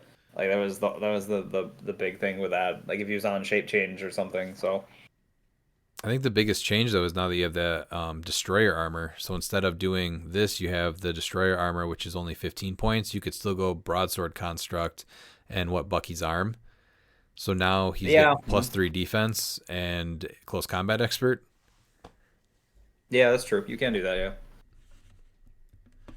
So I think I still think the trick arrows are worth it on him, honestly, because like armor, trick arrows, and Bucky's arm. That still feels really good, but yeah, I mean, there's so many options that you can play with him. This was just the very defensive version, and everything he played was for defense, right? So I'm just saying now you can also add the whatchamacallit, the Bucky's arm. And now you're +3. Mm-hmm. And I don't think you're going to see Blue Beetle, but when you have as the Destroyer armor, you can't say that you can't use ESD or you can't use combat reflexes because it's just a static +2 defense. So it's a little Blue Beetle proof too. All right, that was Adepticon. I was gonna say Jennifer Killinger might make a comeback just because of that. So, like, it seems like when stat mods go kind of nuts, I mean, they're still sitting out there. So They come into play sometimes. I've seen them get rocked way too many times. oh, I get it. That's my thought about they're still like they're a cheap answer for this, which is good. All right, so instead of going down all of the teams for H, since it was a 3v3 Highlander event, why don't we just look at the main force meta here? So obviously Kevin is going to be all over the place. We've talked about Black Panther. Oh, we have not talked about Copycat, though. That piece is ridiculous. I think that's actually worth taking a stat on as well. Do we think that she's too good for 15 points? It's tough. I think that playing in multiples, yes. Like I really she feel should like have been she's unique. unique. Yeah, this is like that. Yeah, playing her in multiples is. I mean, she does die easy, but I mean, she can use standard powers like from any source that a character can use, from equipment, from traits, everything, and within range. And there's easy ways to bump her range. Like you can bump her range up to a 6, easy. It's crazy how fast she can just gain the powers that you don't even realize what she has. Even the people that play her are like, oh, I guess she has this right now. Yeah. Well, yeah, because it's everybody. It's not just friendlies. It's just, oh, you're within 3 of me. I'm just accounting for the fact of not modifying anything, just her standard, like what she comes with. That could be a lot. And it's almost like if you're able to add her, you kind of rethink some of your support because now all of a sudden you can double down on so many things where if just doing it once wasn't as big of a deal. Oh, yeah. Like, I mean, double barrier is huge. Yeah, that's probably the number one thing right there. Yeah. What do you guys think percentage-wise? I'm going 70%. Yeah, I'm going above that. I'm going to say 85. 85 teams. I'll go 85%. I'll go 60. Yeah, because what isn't there supposed to be over 100 something? Isn't that what they had? Spots. At what for Origins? Yeah, isn't it like 150 or 160 spots open? I think it's I don't 128. But this is just percentages, not people. So you're safe at 85%. I think 85%. Yeah. Okay. I mean, even looking down here, she's at almost 90%, and I mean, I realize it's for the 3v3, but I think 85%. Dan, what are you at? I'm at 60%. 60. What about you, Pete? I'll go 66 again. She's just too good. All right, and then let's see. So Caveman, Wally West, Predegaton, Collector, Timebreaker, Colossus, Zala Jor-El. She's not going anywhere. So the big thing is with her 50 points, she pretty much just dies unless you can an event, though, right? Now, do you focus on her if somebody just drops Pegasus Cap in your face, though? Wait. Did we only do the top 16, or which did you do for main force? Top 8. Top. What do you mean? So you have H for H, it's main force. Did you split it between like all players, top 8, top 16? I just had all players. Oh, okay, because I don't see Zala on here. That's weird. She's Main right, force, all players. Zala Jor-El is 9th. Oh no, I have Caveman. Caveman Wally West. Oh, I'm in percentage by wins. Oh, okay, that's why. I was That's like, why. wait. I was just doing by popularity. So. No, popularity is better, so I just changed that. To answer your question, you can't leave Pegasus Cap alone. No, As much as you don't. I realize he's only 40 points, but you need to kill him because he will hit above his weight class. Mm-hmm. And that is the most fun part about him. It's like, oh, that 40 points just nuked, a larger chunk of my team. I don't know. So yeah, Zala's in a different spot now. So Predegaton, Kevin, Copycat, Chair Panther, Prime Colossus, Collector, the Spot, Lucas PJ Scott Pog, Caveman Wally West. So Hadari Yao is finally, it looks like, cracking the top here. Now, was she just played because it was a Highlander event though, or are people going to actually start playing her? I will actually be surprised if she's on 15 to 20% of the teams. I think that I wouldn't be surprised if she does really good, but like it's crazy like how like underplayed she is. As far as taking her down, obviously you want to play her with the universal weapon and try to get the insane 3 damage pulse wave off, right? But if you're playing her, would you say always 100 points? Yeah, I think so. I think she just dies too easy at 60. A too dangerous kills her. Yeah, and so you can't outwit her. She's got stealth. And then the big thing with her is that she doesn't have any reducer, though, and she only takes a maximum of 2 damage if there are 4 or more friendly characters without the deity keyword. So do you try to go for her first, or do you try to kill her support so that she can take more than 2 damage? You have to kill her. She's especially a universal weapon.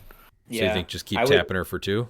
Hope for knockback? Yeah, especially with if you can do knockback, like that makes that a lot easier. Because then you're getting the extra damage in there. Because at least getting her off of the running shot clicks, like she's still got her attack power, but her being off the like really solid movement attack and knocking her damage down by 1 is super beneficial.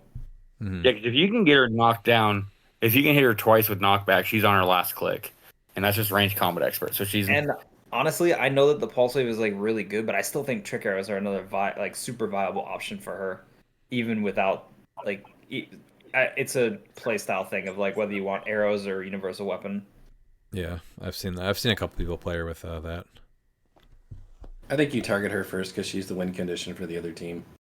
If you leave her, she's just going to decimate your team with trick arrows or with the universal weapon. Because you can't take multiple rounds of 3 damage pulse wave. Most teams can't. No, you just get eaten alive by it. And I think that's honestly usually the plan if you're playing her. A lot of times people are playing more support and worrying about the deployment on her than having like backup attackers. So that was the top 10. So we got then Butterfly, Ghost Rider, Legacy Daredevil, Captain America on the Pegasus. So Kong at number 15. That's another piece we have not talked about yet.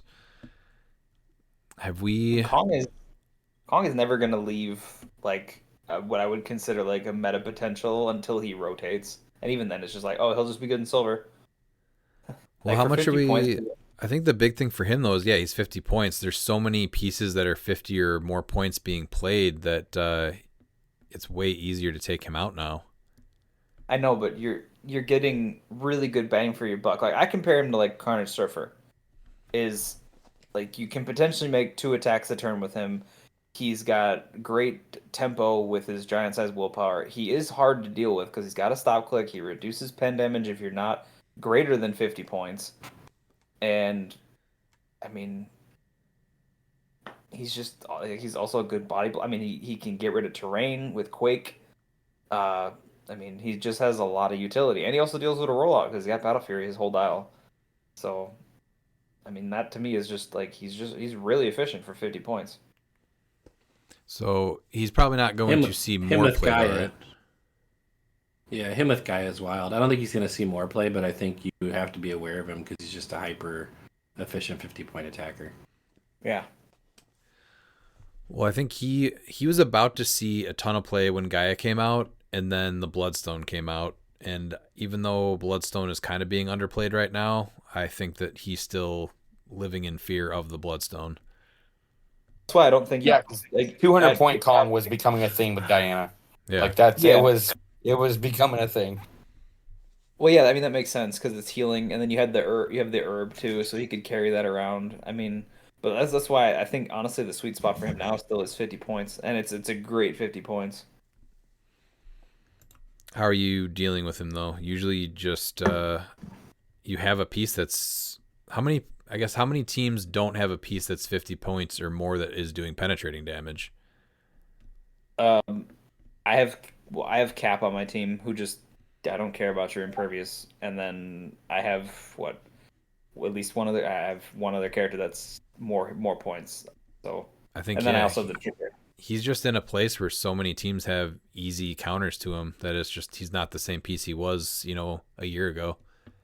No, I just don't. I just don't think you can ever discount him. Like he's always just like this is good 50 points. You Well, don't. yeah, you can't leave him alone, but if you see him, what are the easiest ways? I'm just saying that I think it's easier to deal with him now than it was before. Oh, You can never just be like, we'll deal with him later if he's in your face, but no. That's I just mean like he's also been around for long enough now, and he was so popular that people have gotten like accustomed to. Okay, how do I deal with Kong?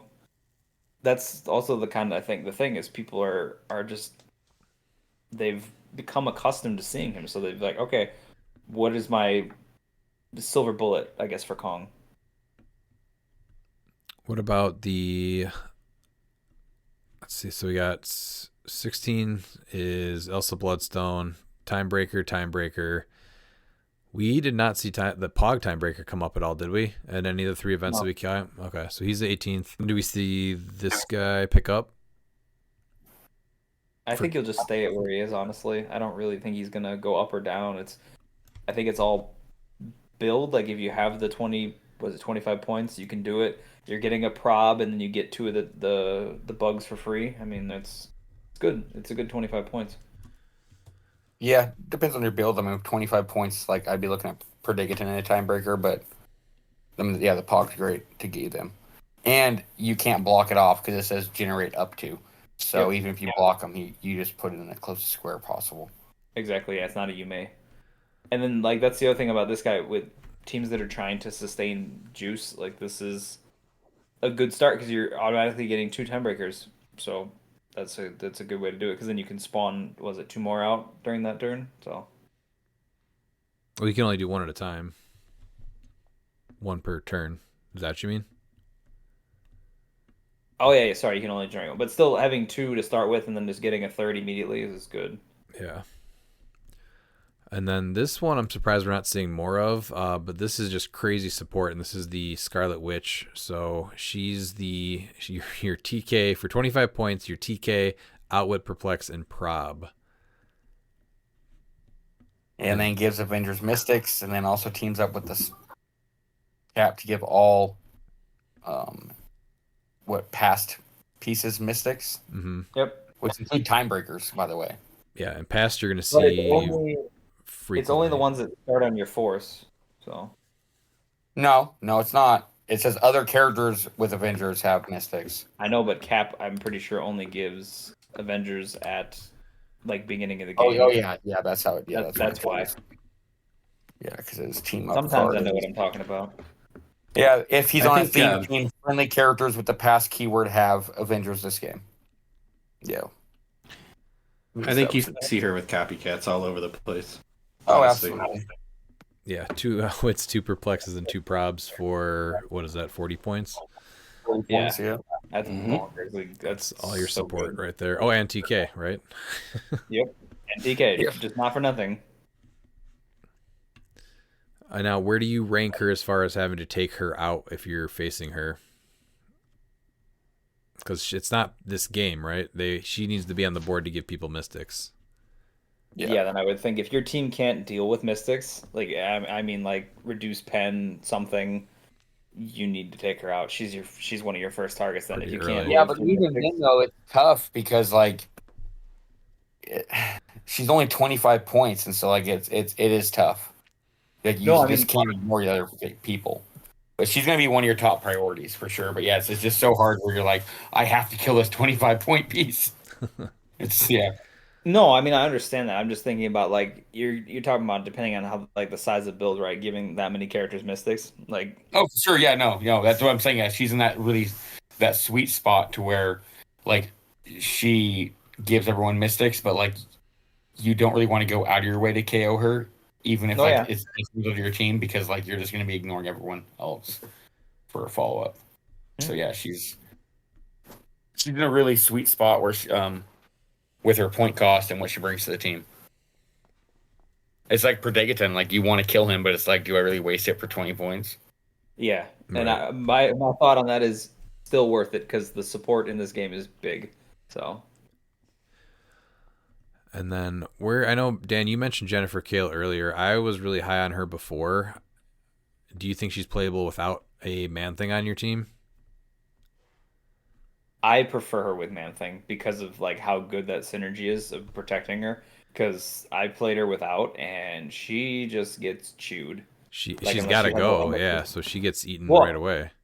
yeah, I mean, I know she's got to go, and that's why I like the Man Thing combo because it's like then it's like, well, she can be a bit of bait at that point too. Like if your opponent isn't ready, you're like, oh no, and then you have a giant Man Thing sitting in your face, going, he's probably gonna hit you next turn. So And that's where the double man thing really becomes an issue too when you have her, because you can just keep swapping which man things. All right, looking at a couple of these other ones. Wakanda Hulkbuster, I think people are probably going to play this and try it, but we're not going to see success with it, right? The big thing with this is you just outwit his speed power with your one free action, and then you get him all back, right? Yeah, and even if you don't do that, like you only need to hit him for 3. Like I realize that he's 20 yeah, defense. Like I I mean, do yes, realize that. I mean, yeah, he's 20, but that's what I did. I just shot him. I hit him for Yeah, 3, I mean, and it's I was like, oh because look, he I only have has it myself for back. 3 clicks. Yeah, You know, and he's 125 points. Um, you can't equip him because he's a giant. So, I mean, you just can't, assign equipment. You can equip him through other means, but yeah. And then the other piece that you're looking at is that Captain America from the Kooky Quartet. So he's just making the past Avengers. You're getting your Perplex and Leadership for 25 points. And what is the other thing that he does? Just all gives them. Avengers get all characters get the Avengers team ability, or was it all passed? Right? All passed. Yeah. Yep. They have the team ability. So this piece. And then Yeah, but that's only with the team up card, which is very important. yes, Right. So that means you have to be Highlander, right, for the team up card. Yep. Then yeah, not just Highlander. No characters can't share a name. yes, sorry, yeah, that's what I meant. Yeah. Yeah, so you can't even play him with Pegasus Cap, unfortunately. Nope. And then, Dan, was there any big changes that you noticed when we went to Chicago? I think one of the bigger things is just the Sinister Syndicate team picking up steam with Mysterio, Sandman, and all that.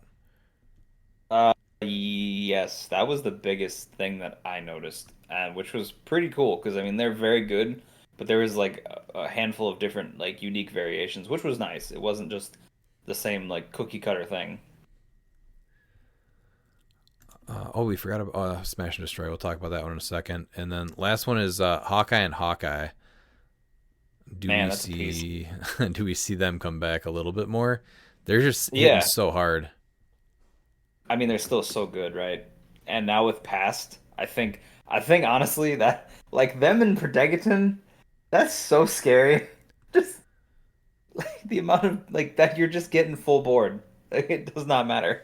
Or Mern, and you can't even stop Yeah. them from hitting you. Yeah. Well, I mean, there's that too. I've seen that combo. Thanks, Harris. But I mean, yeah, they're still so good. And King Jefferson is pretty scary, but I have not seen him see that much. He does have past. I know John Michael DiGiulio did really good with him. Are we going to see him come a little bit more? I think he's just a playstyle piece. That's his biggest thing is the reason why he hasn't seen like a huge uptick. Because range isn't big right now. Like, and he's a very like I buff range attackers. Well, the big thing with him is you also you can't leave him alone. If you're going up against this, they're doing something where you're going to be able to get the Jefferson bomb off, right? So he probably has to be your main target. He definitely has to be a target for sure. He's just a very defensive piece, and I don't know if people are trying to do a lot of that right now. So, because he's like, you can't use super strength or flight or is there something else within 7 squares of your starting area or something like that? Superman team ability. And team ability, but you don't have to worry about that. No one plays that. No. All right, and then last for modern here, what do you see? This will be the first that isn't like the Highlander with the teams that's smash and destroy. So what do you guys see mixing up the meta out of this set?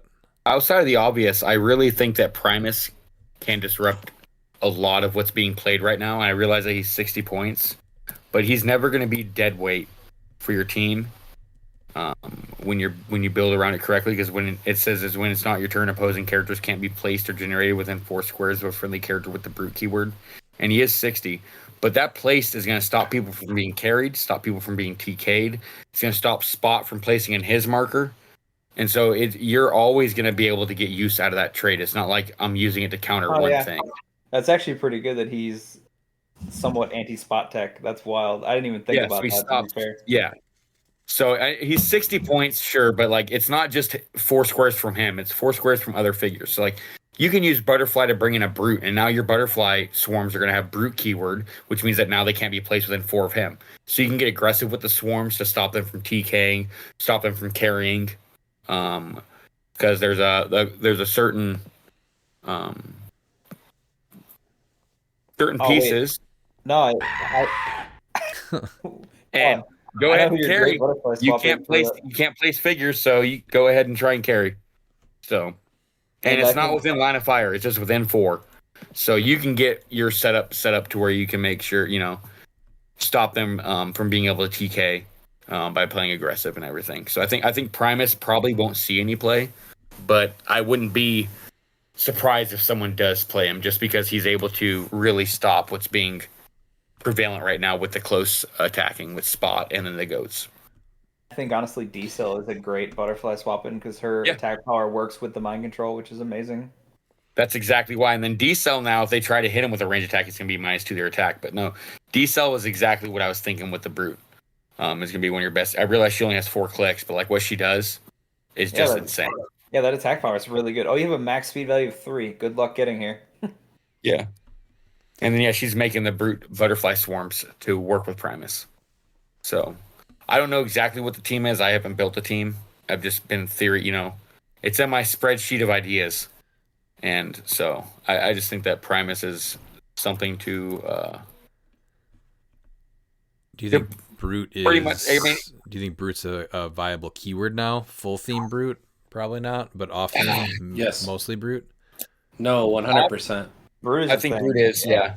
I think they're missing a few pieces still, but they're just about there, and I think that you can get it with unthemed. I think that's fine. I think you can get it on theme, too. But I mean, you still have Colossus. Well, you don't have Colossus as a Brute. Oh, he doesn't. That's right. No, he does My not. apologies. No. But you do have the new Prime Abomination. If you're going to play Brute, you're going to play 85 points of Primus and 25 points of D-Cell and then build out the rest of the Brutes. You still have the Absorbing Man with the Absorbing Man swap. If you don't think about you're going to play Primus and you're one of those alpha teams like with Spot or with the Goats or something, and you go against the Primus, it's you're going to be so flustered instead of being prepared for that piece. And even if the piece seems like it's a very niche piece, this thing just stops stuff. So I think it's really important to understand that you could come across this, whether you do or not. It's always better to know. It looks like Brute is relatively Beetlejuice proof. The biggest things that you're missing out on are really just going to be able to charge Flurry. Everything else is relatively passive with them. They're just coming up and beating you. Right? Yeah. I don't see... And that's why I think with them and D-Cell, they're getting to you because you're not wanting to shoot at them. Right. Yeah. So they're going to get across the board at some point, and you've got to deal with great close attackers. Which is, I mean, hard and the wall. The wall is a Brute. Good luck dealing with me. You got to hit me 4 times. Yeah. The wall. And my 15 now feels a little bit better because you're -2 attack. So. Yeah. But yeah, he only takes max 1. But yeah, I think this is when the wall really steps up. And Prime Craven has Brute. So yeah, and which works really well with Sandman. I mean, you look at it Collector's Trove Juggernaut, he's Brute, the law firm of Marco and Marco. So There's something want there. to shoot. I really want to shoot it at 19 with like probably a 10. That's rough. Yeah, see, so you're pretty much saying that you have to hit a 21, Yeah. which is really good. That's that's exactly what I'm thinking. And it's really good too because it's MERN proof because you're not modifying your values, you're Nope. modifying theirs. Exactly. So, And then where are you guys with Prime Destroyer? He obviously is insane and sealed, but do you think that he's worth even worrying about in constructed? Constructed silver. What about constructed modern on this modern episode? no, I think it's Nice. I think it's something you need to build with. Be prepared for it because that piece can mess you up Actually, if you're not prepared for To it. be fair, I do have a modern team with him. It's like straight up point denial. So, because it's just him, and then I have a couple one shots on the sideline. So, that is, yeah. I mean, he could be a thing, but he's just point denial. So, What about Prime Red Harpy? We're not super high on her, right? I know I'm not. No. Dan, maybe you are. I totally am. I will gamble that every day of the week. You got to kill her I think 8, like 6, 7 times. That's fine. No, you don't. I think leader legacy. You just is the KO her problem. once, no problem. I mean, yeah, like I'm gonna let. And on a leader. I'll play leader every time. I'm totally gonna make that easy for you. Oh, yeah, I'm just gonna let you have leader just be on the board the whole time. Yeah. All right, just now looking at the chases, Thor I think is neat, but I don't think he's going to be able to cross over. Tony Stark, that is I some think there's amazing something support. there at 75, but he's still Stop a little it. bit expensive. Nope. Hey, Stop No, it. I know. It's no.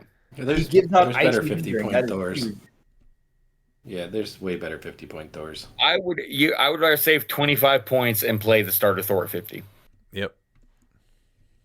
It's cool sculpt. I don't disagree. Yeah. Oh, the You sculpts skip are nice. Titania too, going with Brute. Also, that's not for nothing. Yeah. I mean, super strength and close combat expert, which is being, pretty huge these days with everything they can hand it out. And now they're just dealing max 1 damage. Let's go to Tony Stark. So were you talking about scientist with him and like the plants mixing with him or no?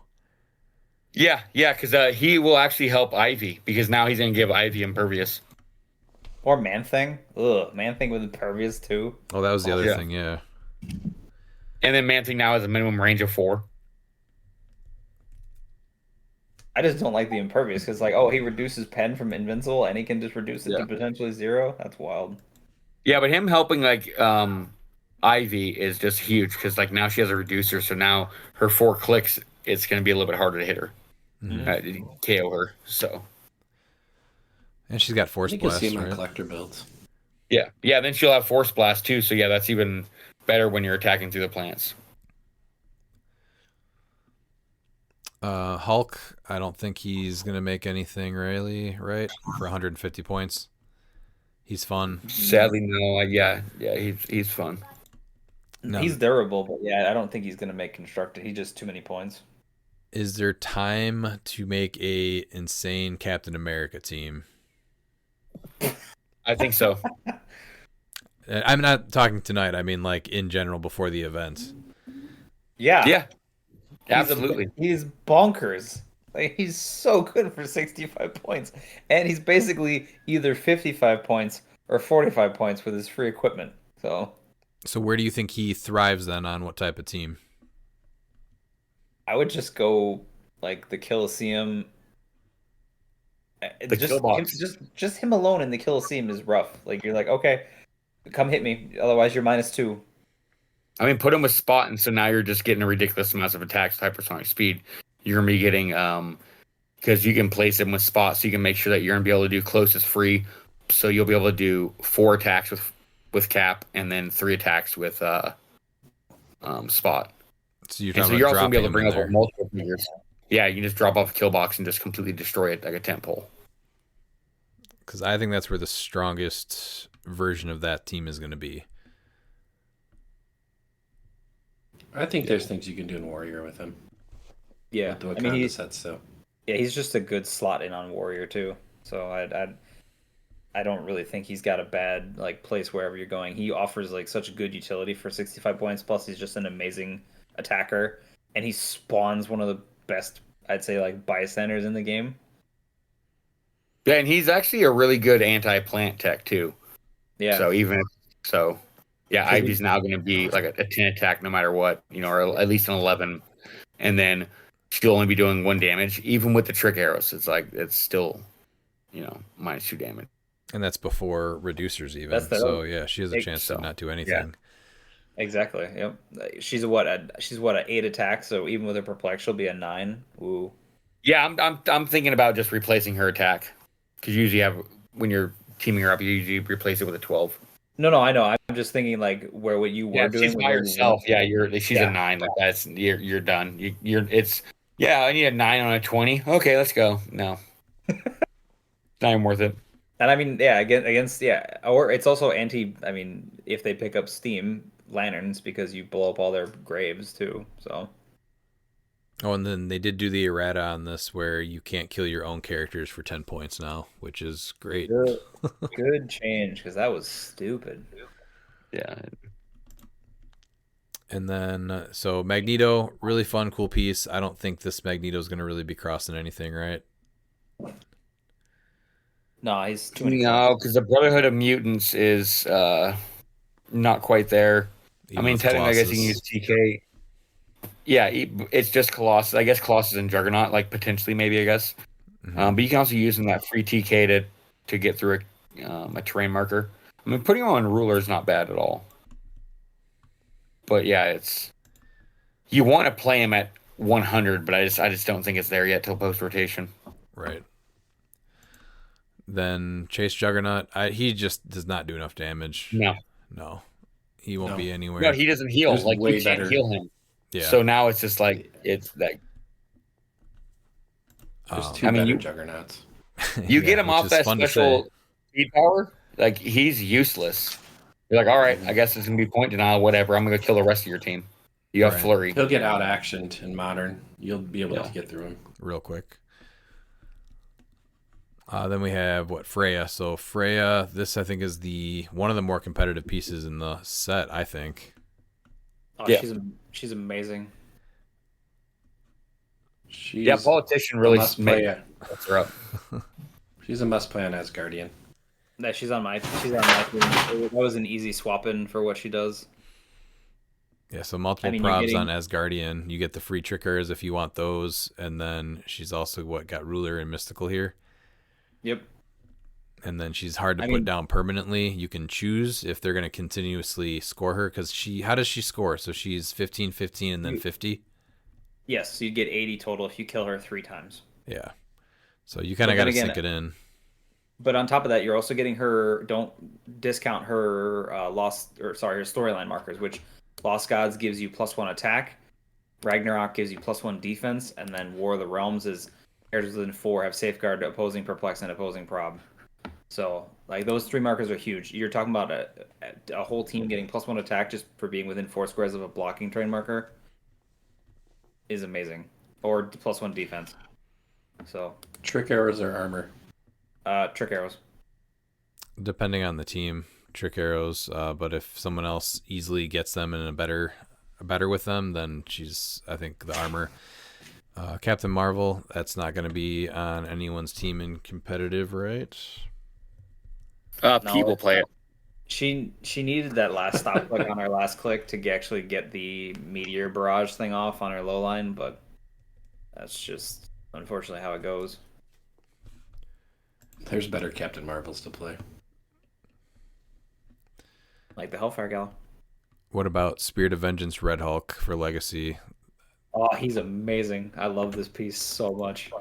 Yep. Hopefully they do fix his trait to where it's choose up to 4 different single base characters. So you don't have. 4 beholders. Yeah. Yeah. Yeah, I really like this piece though. He's so good for 125 points. I mean, in his Even Like with 2 beholders, it's like, geez, really? yeah, but that's true. But you could potentially force one of them out, which is okay. So Yeah, but your turn still ends because it is after resolution, so you have a flurry. But still, it's just No, I know. I just it's Yeah. my thought about him is like I think that's a good trick, but I don't know if that's just the greatest thing in the world you want to do. So I think you'll have a relatively good chance of coming across one of these. What do you think is the easiest way to put him down? Because you don't want to trigger every single one of these stop clicks.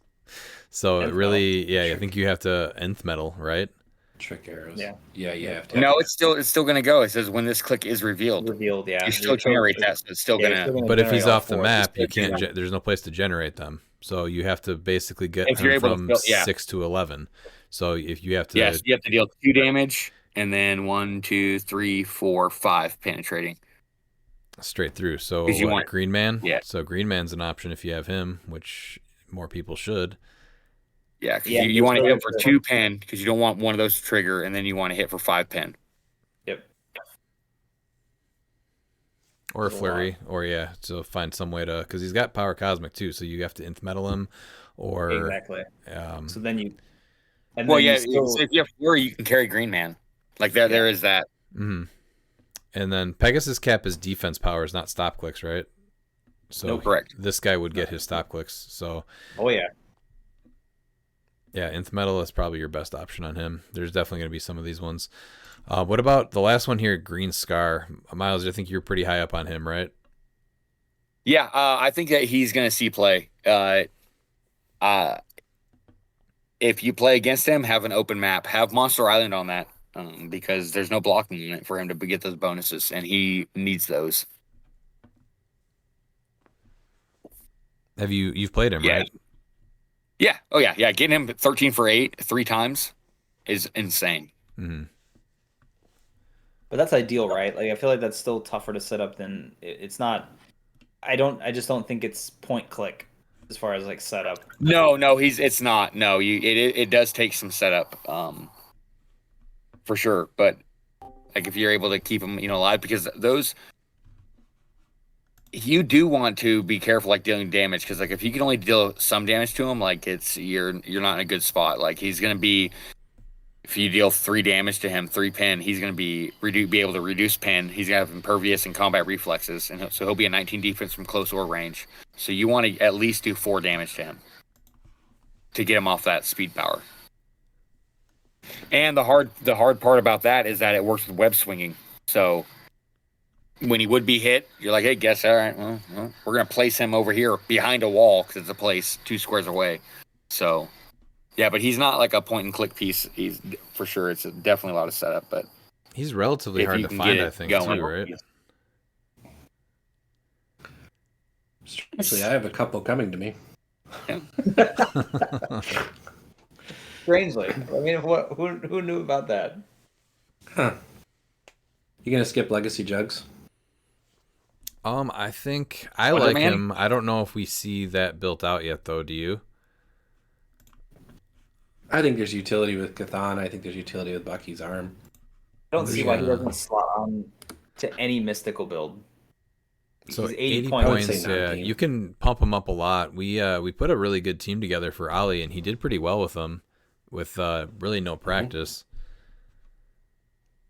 Do you think? I mean, the that's- chance of him just going off on a whole team is something that when it happens to you, you're going to be like, wow, okay. That was the thing. His biggest thing is that you can shut him down with the barrel, so you have to have a way. It's like we had we played him with Black Beetle, so that you could move all of the terrain the opponent puts on there. So get rid of their traffic barrel or anything else, and then you can just TK him out and he goes. And then we, I think, would bring Beetlejuice out, KO one of his time breakers, and then he could cannon event. And then no one could hurt him. So it worked out pretty well. I think he'll have his day after the barrel rotates. Mm-hmm. Do you think that it's... How many people do you think you're really going to build with him, though, for Origins? a handful. Probably not much. 2? Yeah, a handful. Maybe 4 or 5. Yeah, He's just a great attacker at 80 points. Yeah, he's you just, and pump him he's up. not really 80 points, right? He's like 85 at least with Bucky's arm, but got he's still he's got super just strength. a He can nightmare. pick up the barrel and heal later too, or the barrel, the plant, the herb. All right. Any other pieces that you guys wanted to go over before we move to listener questions? Maestro. I played him and I was not as high up on him as I thought I would be. And that was in silver with the power gem, I think it was. What do you guys think? I think in modern there's a little bit more to it. I think silver, silver's just so wide open that I think some figures will get lost in the shuffle.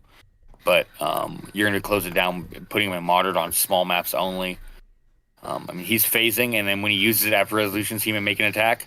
So he's at least, it's not a free, so he's going to be at least able to make that attack. So I think there is potentially something there.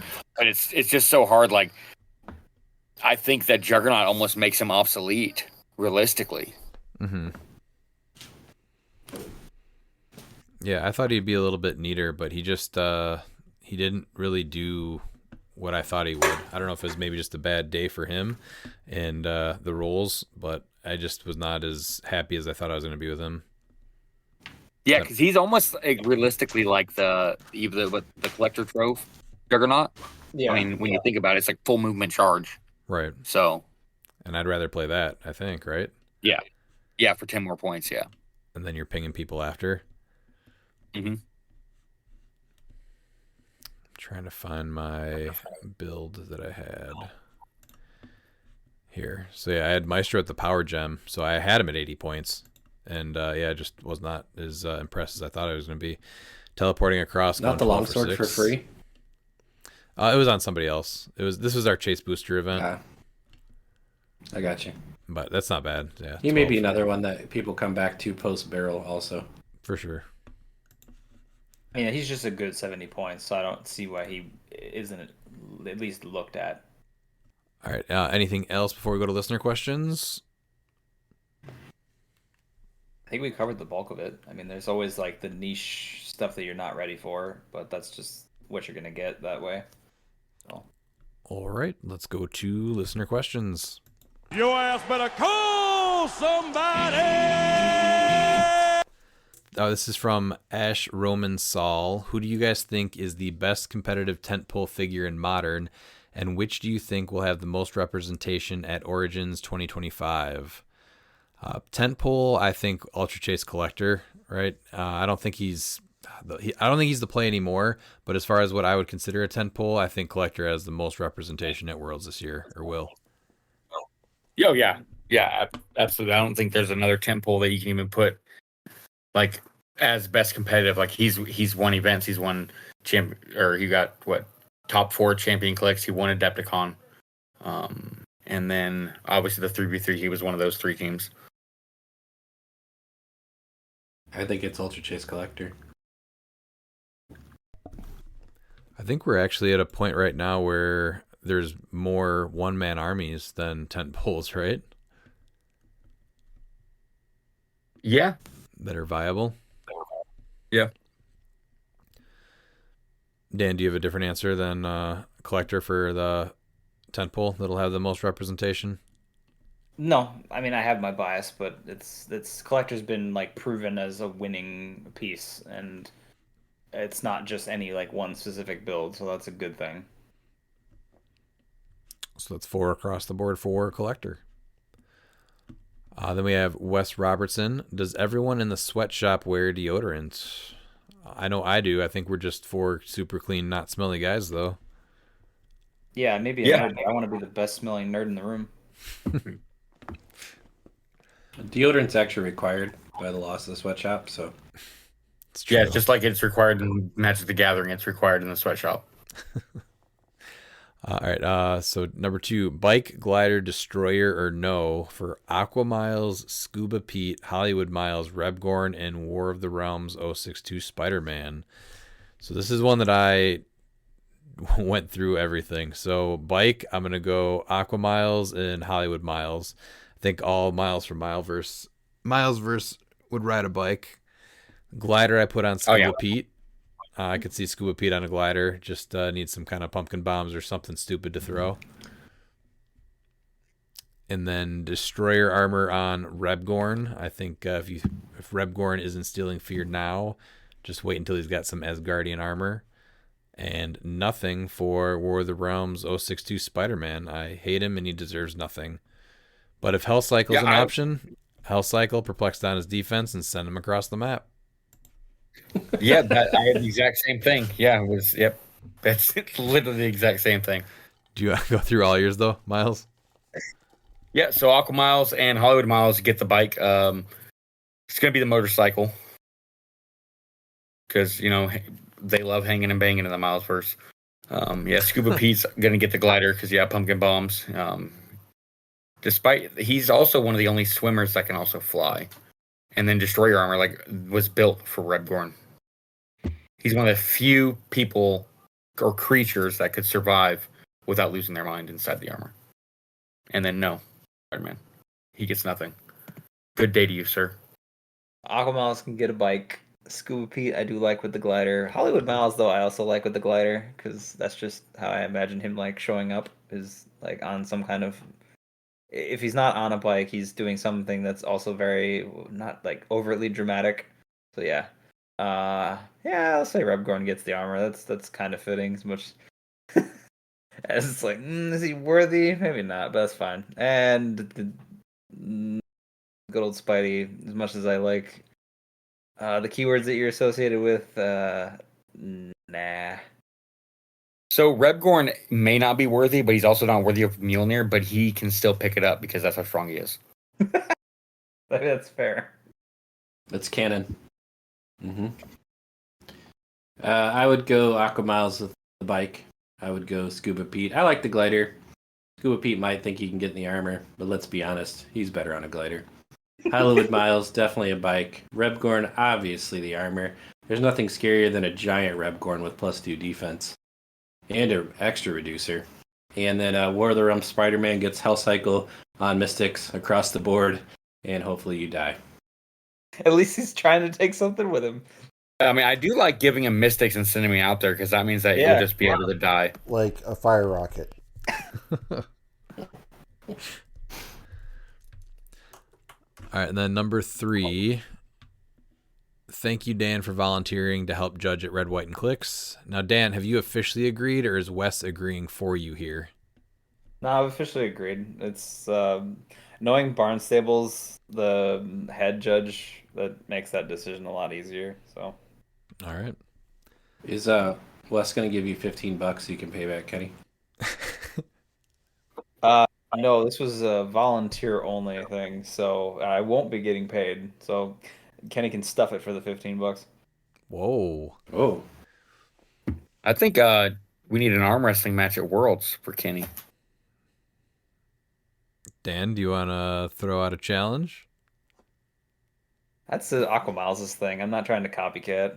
Boo. Assert your dominance, Dan. Become dominating Dan.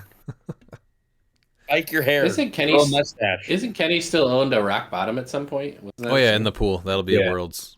Full rock bottom in the pool. Okay. I was like, he's already got kind of a laundry list of things here. So I'm gonna be hit with the people's elbow right afterwards. All right, number 4. Where has Recyclops Schrute been? Man, that guy. Why would you do this, Wes?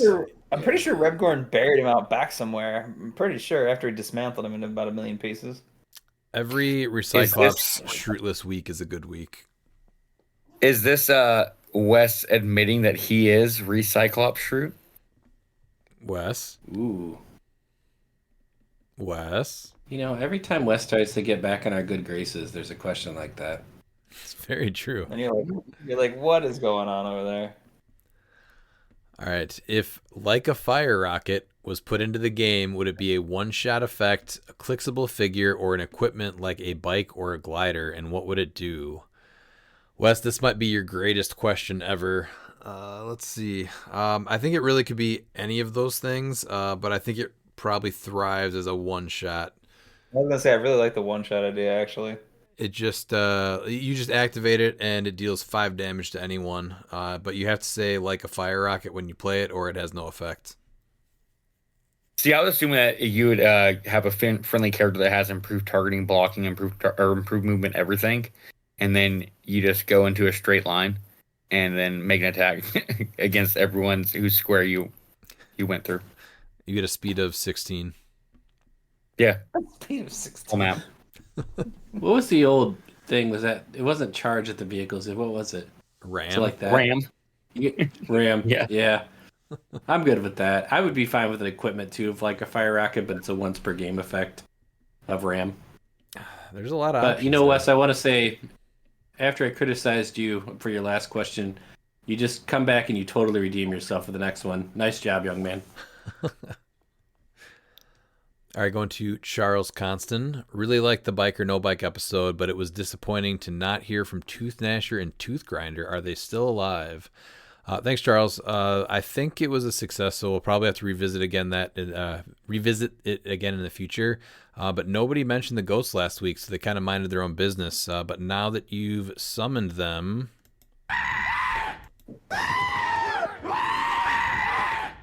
oh no, they found the gong. Oh no.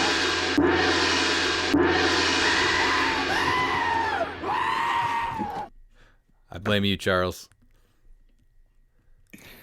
I have nothing to add. That was probably the best 30 seconds of this podcast you'll ever get. Thanks, Charles. Oh, I didn't think they'd start ramming the gong. Oh, okay. Well, That's on Charles. You know, Yep. they were pissed they got left out last episode. All right, going to Mark Bird. I'm still reeling from the R-Truth saga of him being dropped out of nowhere. If you guys could drop one character from Marvel and one from DC, who would you happily never see another figure made for the rest of HeroClix? For Marvel, for me, he's never actually gotten clicks before, and I'd be so pissed if he ever did. I've always hated this guy, and that's Beak from the X-Men. I hate that guy so much. I hate him so much. I don't even know who that is. He's just good in Exile. No, I hated him. I was so pissed when he showed up in Exiles because I hate him. He's just some worthless chicken guy. Wow. That's yeah. For me, for Marvel, I mean, this is easy. Deadpool. Bye. Done. Like that easy. I didn't even have to second guess it. As soon as I read it, I'm like, fuck, Deadpool. I'm just glad you didn't take my answer, Miles. Gambit. Get out of here, Gambit. You get out of here. Nobody likes you. Whatever. Oh, Beak's okay. gonna take his place. Beak's gonna take his place. All right, mine is Screwball from Spider-Man. She better never get made. I have just issues with that character. What does she do? She's just a terrible human being. Like, it's just like all of the worst parts of what I would consider like the generation following mine. Just Have they been born she was yet? in the 20. Huh? The Yeah. generation. You know what? That's fair. Dance is getting out ahead of it. Yeah, exactly. No, she was in the 2018 Spider-Man game, just like very like hyper annoying, like self-absorbed and like very obsessed with fame to the point of just being ridiculous. So I hope she never gets made. I'm going to bet that we're going to get a clean sweep on the DC answer here in a second, or at least 3/4 of us. Really? Mm-hmm. All right. I'm going to go with Dick Grayson Robin. Wow. That's not what I anticipated. No. Why? Superman. Yeah, Superman. Yeah, that's a good answer. I don't know. He's just so lame whenever I like see Nightwing. him. Yeah, I like Nightwing. Nightwing. Nightwing's fine. I'm talking See, I like specifically. I like I thought Dick. you were saying Dick Grayson. Yeah. you want No, Dick Grayson Robin. Oh, okay. Okay. You didn't like the short I'm shorts? still sticking with Superman. That's a great pick. I have Yeah, nothing wrong it's with like, that pick. It's like he's not really in clicks anyway, 'cause he's not doing anything. That's very true. No, he only started doing that once he started dating Starfire. Dan, do you have anyone for DC? Did you also say Superman? I like how you just tried to fill that in there for me. Just... Well, we didn't want to leave it to a coin flip, so we decided for you. Hey, I've been decisive. What are you talking about? Like, just because I like to flip a coin doesn't, There we go. There it was. I found my quarter. I just don't really have one for DC. It's just I haven't read enough where I have a character where I'm like, I have that much disdain for them. So So Superman.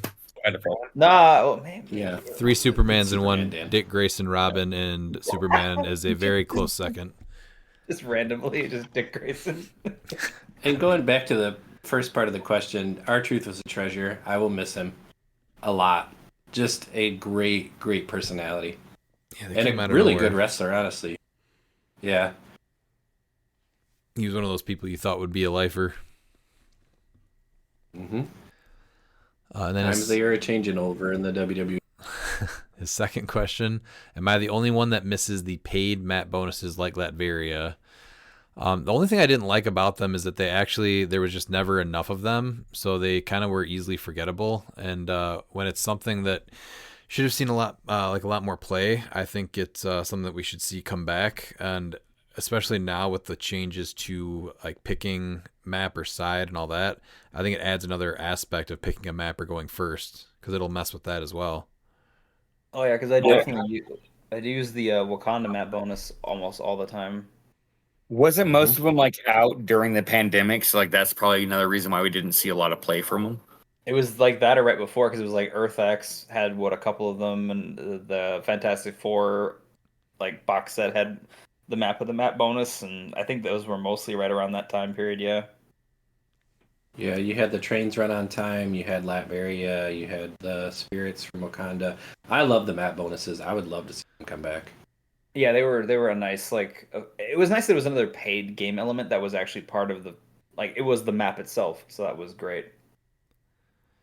Just different ways to interact with the map I thought was cool too. Mm-hmm. But you pay what, 5-10 points, whatever. If you play a certain piece, it's free. But then you still have the option. Maybe you don't play that map if you pick if you go against a team that's not going to take advantage of that map. Yeah, but then you also don't get your consolation prize for that too. So there's that choice as well. Yeah, that's what I'm saying. Like it adds another like aspect to picking map or going first, or if you have to decide if you allow someone else to pick map, then are they going to pick that one? Mm-hmm. Oh So yeah. I like it with the current way that it is. All right. So what's one tip you'd give to players who are planning to attend their first major tournament, perhaps Origins, something that maybe do to prepare subconsciously after playing in so many tournaments that others wouldn't normally think of? Our biggest thing is have snacks and drinks. The days are pretty long, so it's a huge help to just have that stuff on hand. We usually always have peanut butter and jellies, sandwiches, chips, energy drinks, and water. I think we're actually getting known for the family that always has the peanut butter and jellies. Those are famous. Peanut butter and jellies are amazing. But yeah, you always, especially with me working in construction, you always hydrate for the day after. So yeah, that's very smart. But I think also just don't go when you're going to your first major tournament. Like don't get overwhelmed. Don't hype yourself up too much. To where you're not going to be able to enjoy that experience. I think that gets lost in a lot of things. Is that especially when you're going to do something for the first time, that you won't really be able to enjoy the experience just because your anxiety's up so much. So that's what I would recommend is just try to go in there relaxed so you're actually able to enjoy the moment and then also be able to have decent memories instead of it being just a blur because you were just so anxious and yeah.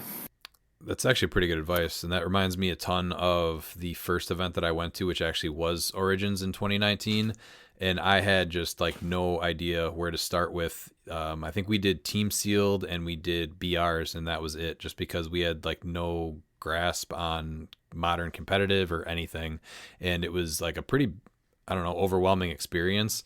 But they just got easier to do as we go to more and more, and I don't even know how many we've been to now.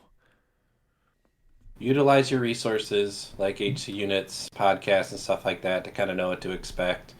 Know how your team's going to lose, right? Not just how your team wins. That'll make your day go longer and make you a better, more competitive player. And ultimately, go in there with a good attitude and have fun. These are all people with similar interests as you, and the community overall is just phenomenal. So you get to meet people and interact with them, and you'll come out of it with some friends that you didn't start with the weekend with. Dan, are you dead? No. I was just letting people finish. That's what she said. I think the biggest thing for me is just rest. Like it is a long like clicks is a marathon, not a sprint. So like just make sure you're rested for the day before. And obviously I fully agree with the make sure you're hydrated and have appropriate amounts of food for the day. Because there's some days where you feel like you're gonna get more of a break and you just don't. So like I know we get a lunch break, but if you might need more throughout the day. So that's crucial at least for me. Go with my favorite approach and don't eat anything but super caffeinate. So then you're hungry and jittery all day. It's not a bad approach, honestly. Yeah, but are you gonna do? No, you should do the big trick where you do the what is it? Is it the monster, and then you take your power nap, and then you come play clicks. There you go. That is the absolute most rested you can be, is a power nap after you down a full monster. 2 hours of energy guaranteed. Oh, for sure, at least. Oh, more than that. More than that. Then his fourth question is, what did Redmond spend his crisp $20 PayPal transfer on for navigating Anthony's question-o-rama in one go? I did finally get that new Mothman LE, so still waiting to see what he does, though. I just got a notification that it shipped, so we will see. You got $20 for that? Yeah, I thought he was joking. He didn't he send that in the... Where did he put it? Maybe he sent it to me. That was in the questions. Yeah, it was, yeah. No, it was in the questions. Was it in the questions? I did not remember. He said if I can say it Yeah, without stopping. Good on you, Mark. Then tell us more about the D-Generation Clicks Patreon. Well, Mark, that's a good point. So we will be doing a giveaway each month for all the people in all the tiers, and then a shirt for everyone in the $15 tier for every 3 months that you've been in the tier for 3 months. And then our reason for it is really we have a project on the line that we're working on, and it's just going to take some time, so we'll unveil that when we will, or when we can, I should say. But if you do like what we do and you want to help support us, visit our Patreon, and thanks. Is there anything you wanted to add to that, Miles, about the shirts or anything? Well, for right now, the first shirt's going to be the Star Mjolnir. So it's going to be the only way to get it. Because as soon as the monthly's done, I'm taking those shirts off from the shop. So this will be your only opportunity to get it. Either you buy it from the shop or you get them on with the Patreon. After that, no more. All right. Is there any talk about the giant-sized Dan Thing shirt? I'm thinking maybe after for Valentine's Day. That could be, yeah. That'd probably be good. It'd be sweet. And I got to make him into women's t-shirts, especially like V-necks, revealing. Because if you want your woman to look good, Dan, how happy are you going to be when you walk into an event and there's just a bunch of shirts with your face on it? It's gonna be really surreal. It's gonna be like, am I sure this is the right place? Oh my God! Look, it's the real Dan thing. If each of you had to have a unique piece of ring gear as a wrestling star or heel, what would it be that all the kids would wear that become your fan? And if that were then to become a HeroClix equipment, what single standard power would it give, and what trait would you also like to add? So as the current D-Generation Clicks champion, it could absolutely be our belt. And if it became a piece of equipment, I would say it gives probability control, because that would kind of go along with the new rule that we added where you get points for KOing stuff and get a reroll. And then along the lines of just a champion banning a piece or a figure, maybe it allows you to pick a power at the beginning of the game, and then characters can't use that power if they were within like 6 squares. That's not that guy. Yeah. Mine actually is. I went funny on this, and actually, I'm gonna have what's called the crotch watch. So, That's my time what this does. Because my time is now, and so yeah, you can just sit there, and you can be in class, like the kids are gonna be wearing it, and they're gonna be in class, but they can't play on their phones. All they gotta do is just look down, and they can see what time it is. Watch. Oh man, that was from Impractical Jokers. And if it's gonna be an equipment, it's gonna give you probability control. easy because it's a watch, so you can control time. It's a good call. So I misread this question slightly. So my piece of like gear or whatever that I thought it was like obviously my green door, and I would think it's if it was was it an equipment? I wanted to treat it like an object, like a special object that if you hit a character with it, you get to place them 6 squares away from their current square. So So how would kids use the green door? that it's not for kids. It is 18 and up. Oh, okay. That was it. Okay, that's good. Mm. All right. So I'm I saying would go buttless. There you go. I got an answer here for you, Miles. I would go buttless chaps. Oh, I like that. Okay. Yeah, because I it's like a that. fashion statement no matter where you are. Yeah, it would grant toughness, and it would let you bring in the greatest piece of equipment of all time to any character, the motorcycle. So you can put the motorcycle on anything. Vroom, vroom, baby. That's the picture I sent as a crotch watch. That's terrible. Oh, there's a close up of it. All right, then we're gonna go to This is Patreon content right here. we're gonna go to Luke Takarik. If you were attending Origins and had to create a bingo card, what sort of HeroClix adjacent things would be on it? Big gulp spill onto a neoprene map, father-son matching bowling jerseys. I need to leave. I'm going to go throw up, wafting odors, or let's assume, custom awful character no one in their right mind would like case and combo tray is the free play.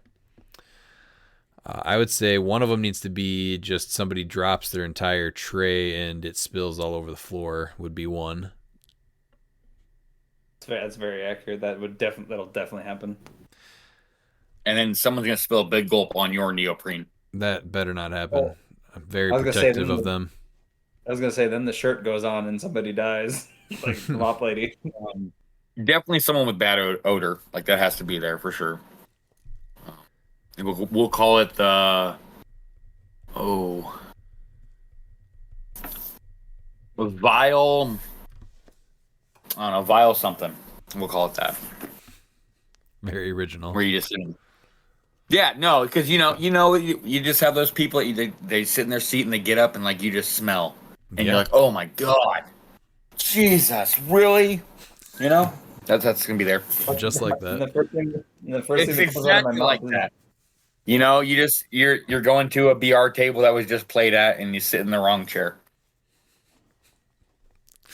and then your opponents look at you like it was you. Pete. I would go with to echo some of the sentiments in between the rounds where the person comes to the table you're sitting at and they're convinced they're playing you even though they're at completely the wrong table. And then they're like, wait a minute, is this table 7? And you're like, no, man, this is table 17. Check it off of the bingo card. That sounds right too. Do you have any, Dan? Or people not putting in their builds. That's a good one. For the event. Oh, wait, I had to put in my build in? What do you mean? Yeah, it's called registration. Oh, you know what's a good one? What's Somebody eating a full meal while you play. Oh god. That's a good one. Someone asking to use your dice, dice, or your ridiculous dice cup with metal dice. Kind of like a gun's going my off. dice cup does not come with metal dice. All right, going to Rob Peterson. More of a comic book question than a HeroClix question, but this is something I've dreamed of happening for years and wanted to see you guys thought of this experiment. Eventually, we might see cliques of them if the comics were to be successful, so bear with me. Hypothetically, Marvel and DC do a crossover, and at the end of it, some characters get stuck in the opposite reality as a company exchange student stunt, let's say for a year's time. Who would you want to see in the crossover, and who would they interact with? For bonus points, any writers or artists in mind? So I think it would be cool to see, as an X-Men fan, X-Men going to DC. It's probably a little bit of a general idea, but I think that there's just a lot of different characters and villains I'd like to see him interact with. But for DC to Marvel, I think it's a little more specific. I'd like to see Batman and his rogues gallery go to the same universe as Spider-Man and his villains in the same city. Yeah, I was gonna say Spider-Man into Gotham. I think would be Yeah, really cool. that was where my head was at. Like, let me that's see what they do with exactly it, yeah. Spider-Man. I like to see how Spider-Man would deal with that. For DC, this is my DC answers are way more nuanced, and it's something that I've always wanted. I want Darkseid in Marvel. So for a lot of people that don't know, like the origin of Darkseid or who created it, it was Jack Kirby. And if you actually read the first few issues of New Gods, the Fourth World was representing Marvel during Ragnarok. He had all of his from his Thor run with Stan Lee. He had all of his Asgardians, all their helmets and everything representing that. And so Ragnarok is what created the New Gods. They were the next evolution, essentially. And so the Boom Tube is actually representing him going from Marvel to DC. So I would like to see him actually in Marvel and to see like how that would really interact, since the Fourth World was supposed to represent Marvel. Was it when he like went over to DC then? It was in the middle of writing something or what? No, so Marvel fired him. Yep. And so he went to DC, and so he was mad. And so that's what he did with when he created Darkseid throughout the Fourth World and everything. Ragnarok is what led to Apocalypse and New Genesis being made. And if you actually look at all the panels and everything, it's literally Thor, Balder, all of them. Okay, so it wasn't a story that he like started working on when he was there and then finished it and when he went to DC. Yeah. Okay. No, he just he had an idea before he did get fired. There was an idea that he wanted to bring something similar. But yeah, that's what the boom tube represented in it being the Fourth World. So like, that's why it was like he's from a different universe. So that's what when you actually read a lot about the New Gods saga and all that, it's all about like them being from Marvel. Mm-hmm. I'd like to see. I think the Lanterns are an interesting property, and I'd like to see what would happen if they were on the other end. Like that would be interesting for me personally, because I think like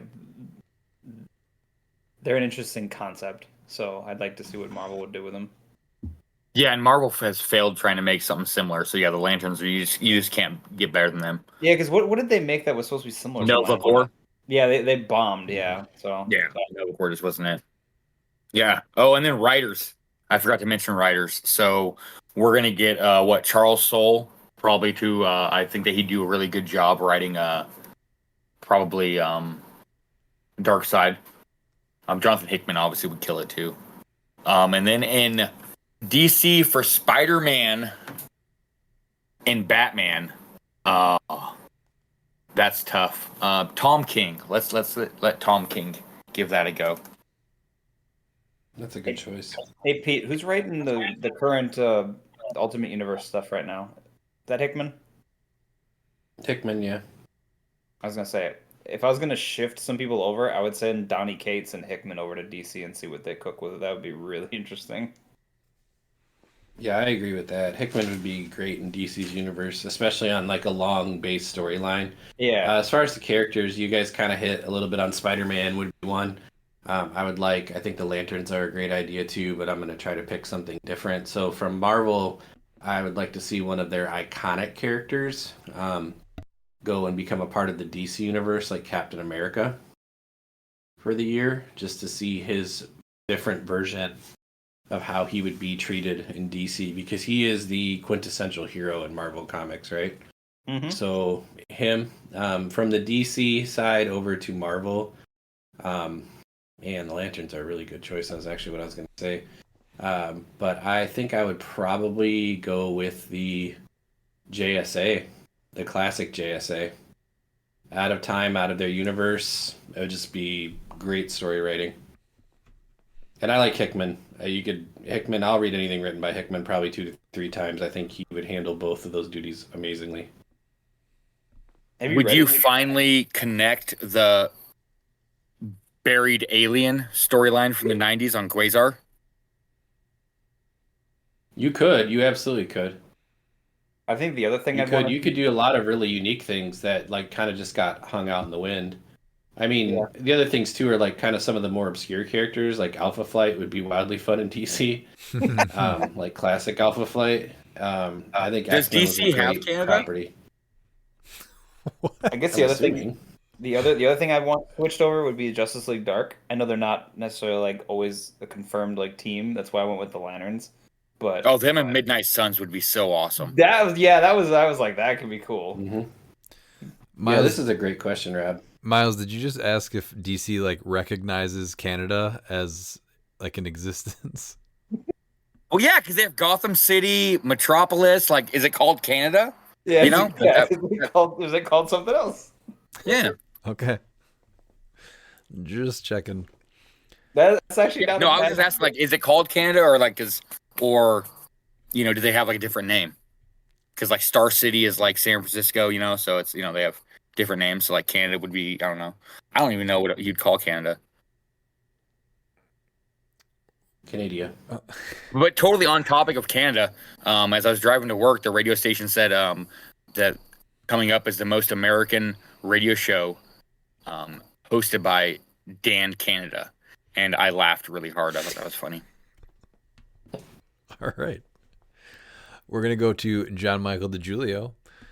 First player won roughly 71% of the time in silver at Rock. This is a larger disparity than what is typical for modern, usually around 58 to 61%, despite first player likely being required to cross a larger map.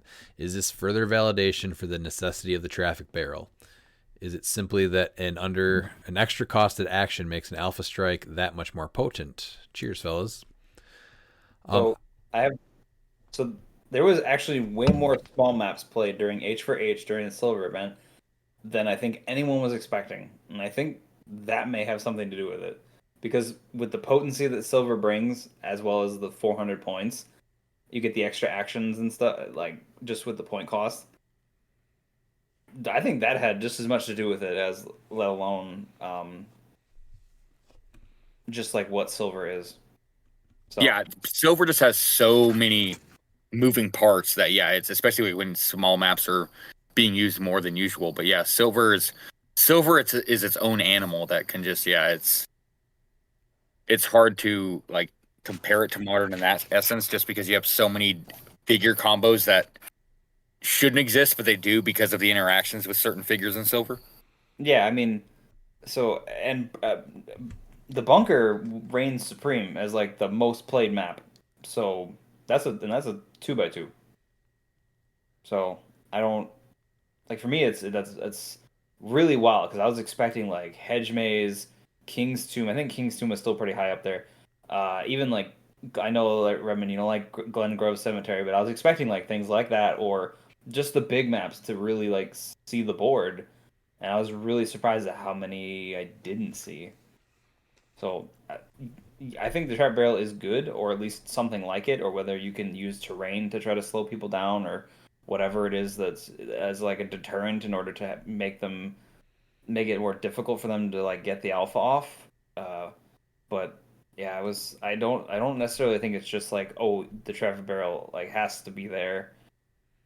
I think there was more factors to it. It's a little more nuanced. But we do agree that the traffic barrel has to be there, right? Oh, absolutely. No, it I'm does. still on the fence about that. No, you get off that fence, get on the side. Traffic barrel is required.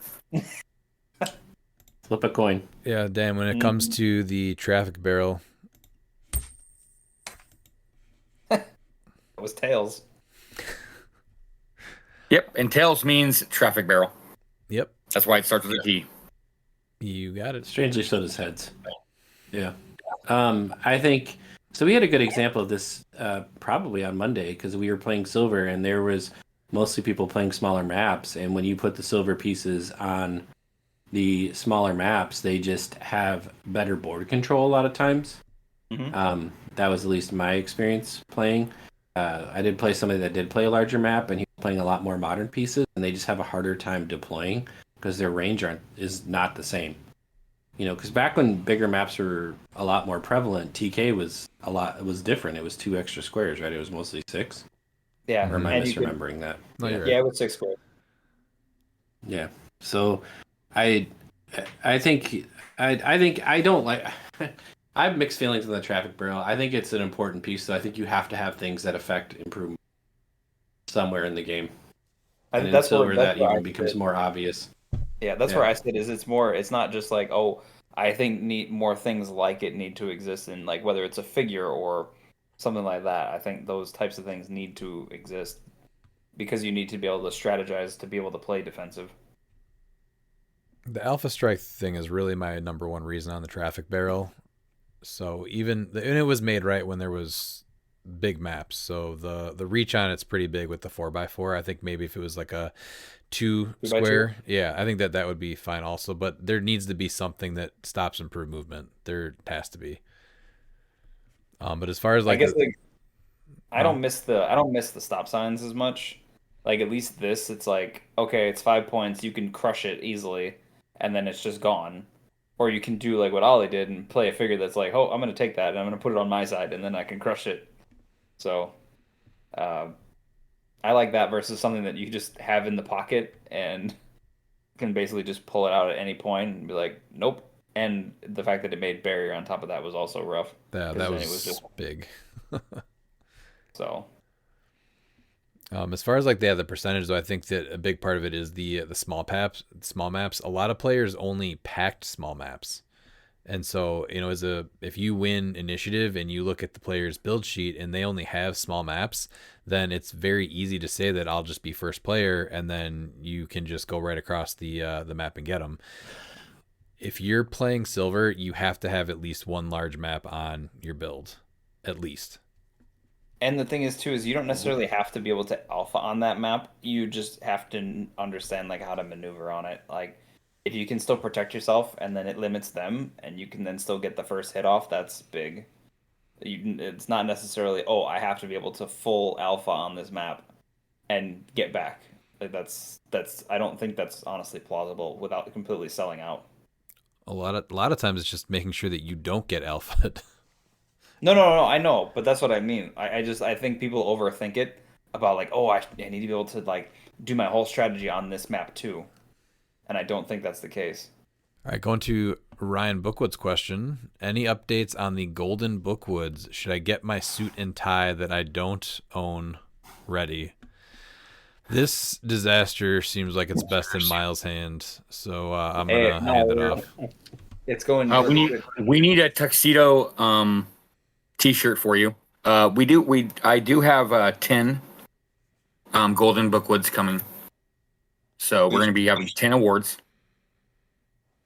Player of the Year will be one of them. We did have a nominee that I had to remove, and we'll explain once we get to his question. But yeah, it's going to be a blast. See, he jumped up in the rankings for me after that question. I was like, "Ha, this is fantastic."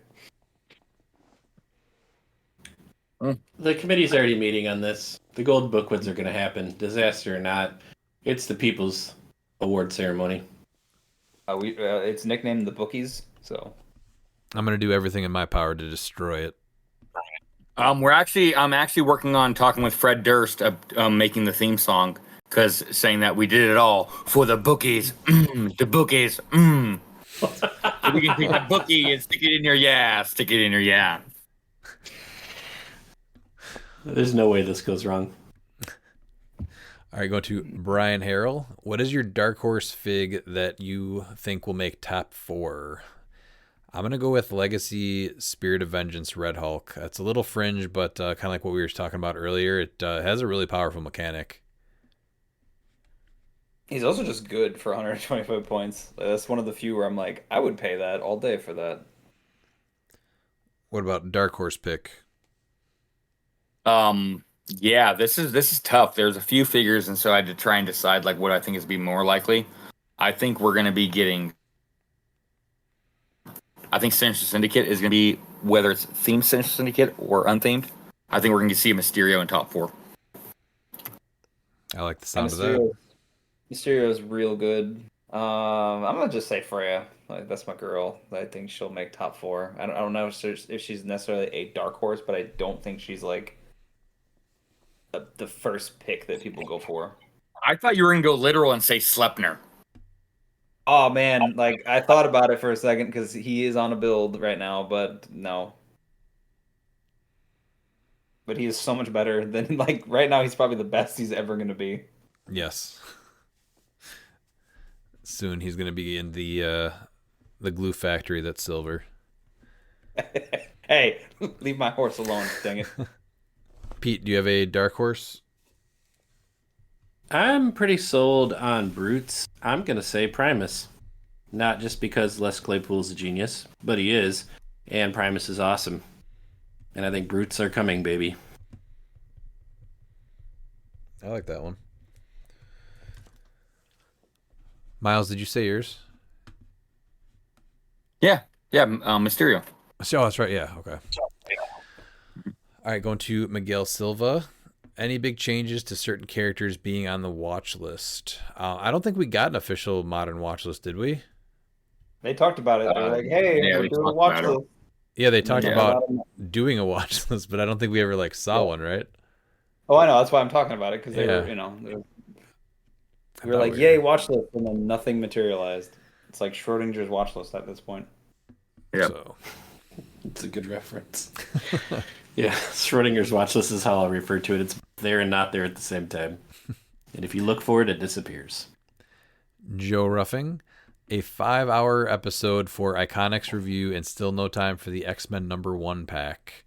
Anti-mutant prejudice is real. Magneto heard all the smack talk about Marvel Iconics. It's 5.5 hours, actually. I like the set a lot, but I did a full review on our YouTube page, so I ended up leaving that off the list. And that Magneto, though, definitely has legs. We did go over that Iconics, though, in a previous episode. The Iconics that we went over were the ones that we really didn't Talk about yet. go right? over. Yeah. I got to see Magneto firsthand in H for H, and he's pretty dope. I was like, "That's great." I don't know if 300 modern he can make a play, but man, in silver he was real good. I guess if you're not prepared for it, he'll surprise you. Yeah, But I still stick by what I said about Marvel Iconics getting the shaft when you look at what DC and the non-comic properties have brought. Mm-hmm. I'm going to just tell you, if Joe Ruffing's looking at the piece, everybody should probably be looking at the piece. Because Joe's going to make it work at a level that is just going to be ridiculous. that's accurate. And if he goes, he's going to be rough and ready. My drive to Origins looks to be about 8 hours. Can the best podcast sweatshop and CliX rise to that challenge? 8 hours is quite a stretch, but I can promise a weekly episode for the week of Origins. Does anybody else want to promise an 8-hour episode? And if you break it and you listen to like the week before and this, you'll probably get 6, maybe close to 7 hours. So that's the majority of your trip right there, sir. No, I think we can do 8 hours before Origins. Because we have how many episodes to go? 2, 3? Two more after this one. Yeah. There's, Don't challenge us with a bad idea. We are right there for you. Yeah. We have Joe. and we're going to call it because Joe Ruffing asked for it. That's what the episode name's going to be when they... the 8-hour one. Yep. Then we have Joseph Coleman Harrison, who, according to these questions, is looking for some smoke. Which player is most likely to be runner-up to me at Nats this year? Redman, Miles, whoever it is, at least give me a challenge. Redman, I won't be there. So, yep, that's who's most likely to be runner-up. I'd love to be there just because I've never actually get to play against Joe yet. So that would be fun in and of itself. Yeah, it's only Oliver and I that's going this year, but I do look forward to taking you out when we meet up, Joe. So I owe you a game. Can't roll out of everything forever. Says the guy who played Madam Web for 2 years. Says the guy that just is rolling out as their thing. Yeah, I would say that Dan has proved that to be completely he played- inaccurate. He played Madam Webman because he didn't have to roll. So if you rolled a 6, he didn't have to roll out because it was instead of rolling. That's fair. I didn't roll That's out. why I he just never- got out. Yeah. Top 3 predictions for most played primary attackers at Nats. His are Spot, No Skill. Yes, Miles, I'm looking at you. Cap Chase, Surprise Pick, and Collector Ultra Chase. I went with. So He did change that because I think he had, was it Colossus? He had Prime Colossus, and he said no skill, but I was forced into playing him. So he was trying to defend it, talking about how I was no skill. And I've actually been talking to Gary P. Turner about what makes a skilled HeroClix player. So maybe I'll get better. I was chatting with Gary P. Turner. That's his name, yeah, Gary Turner. No. Is that a real person, or am I missing a Reference? reference on the name? I was chatting with Gary P. Turner. Chat GPT, baby. Oh. Okay. Right over my head. Yeah, same. It also flew right over my head. I was like, oh. I went with Spot, Collector, and Prime Colossus. Yeah. Yeah, those are your big 3 as far as I'm concerned. I mean, I don't see Collector as a primary attacker because he's a tent pole. You know, like so it's like obviously he's gonna be a primary attacker there, but I don't think we're gonna see as many collectors. But we never really see a lot of. We see collectors do good in events, but we never see a lot of them. Mm-hmm. I don't think it's his time anymore. 3, maybe 4. I think that he's still going to see a decent amount of play at this event. I just don't see him doing well, and then I think he's going to see a lot less play in Modern after this event. Really? I think that you're gonna be surprised. Huh. Which one? For Collector, I think Collector will probably hit top 4 minimum. I'm not saying that somebody won't do good with him. I just don't think that I don't see him winning. And I still think that there's going to be a decent amount. This is going to be, I think there'll be a decent amount of yeah. them. Yeah. But I don't think that with everything that's out there and the types of teams that people are playing right now, I don't see him winning the event. Yeah. Peter, Dan, what are your 3 primary attackers? For me, it's probably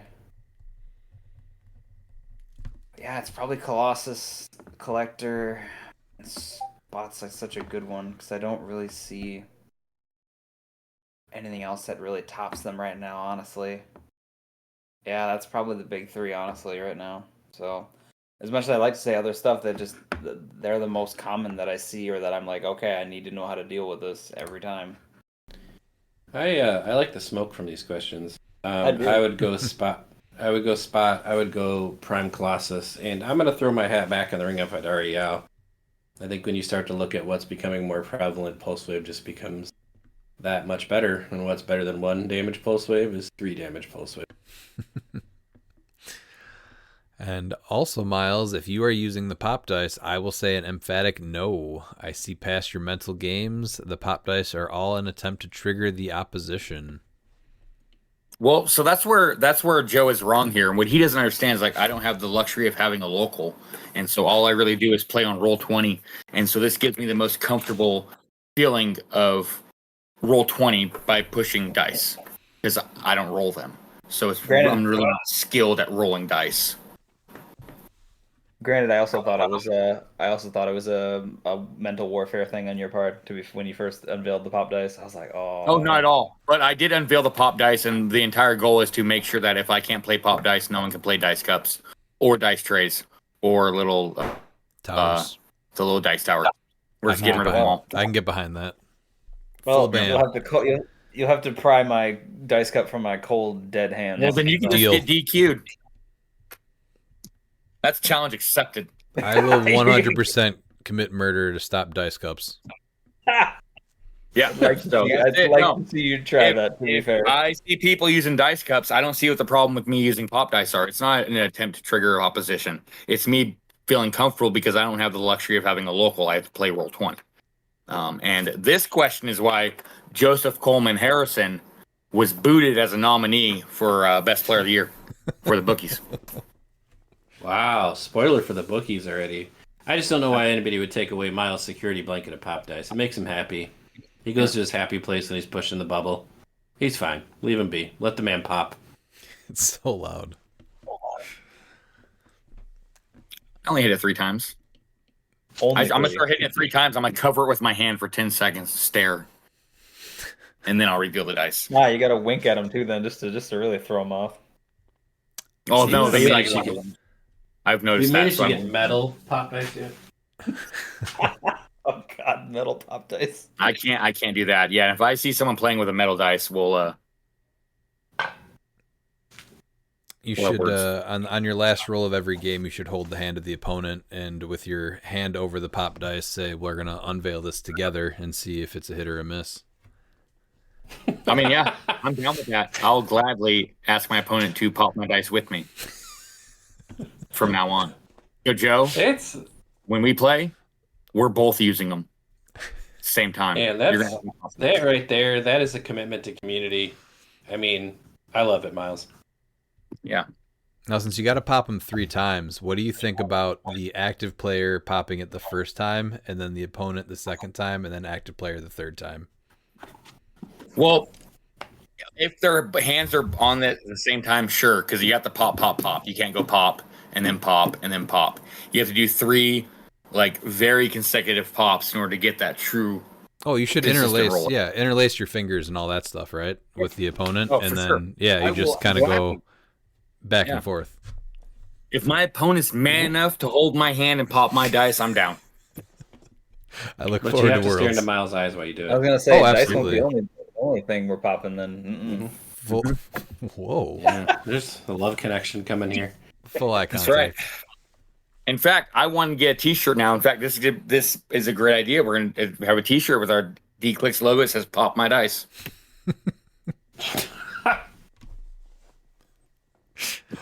All right, going to go to Anthony Barnstable. Given a pull rate of 2% and no mulligans, is Destroyer Prime okay in the sealed environments at Origins, or is he unfair at full points in those environments? I think one thing that the sealed event at H4H showed us is that pieces like Destroyer should definitely be looked at. I don't really think pull rate matters because all that happened...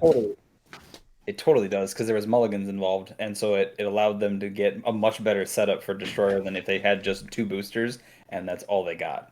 So them being allowed to mulligan, like the way they did at H4H, like completely skewed that math. Well, even if it did skew the math, all it shows you is that if you pull Destroyer Prime, you're going to win sealed. No, because you probably didn't have a pilot, which is big, because then he's not attacking twice a turn; he's attacking once, and then he's a lot less of a threat.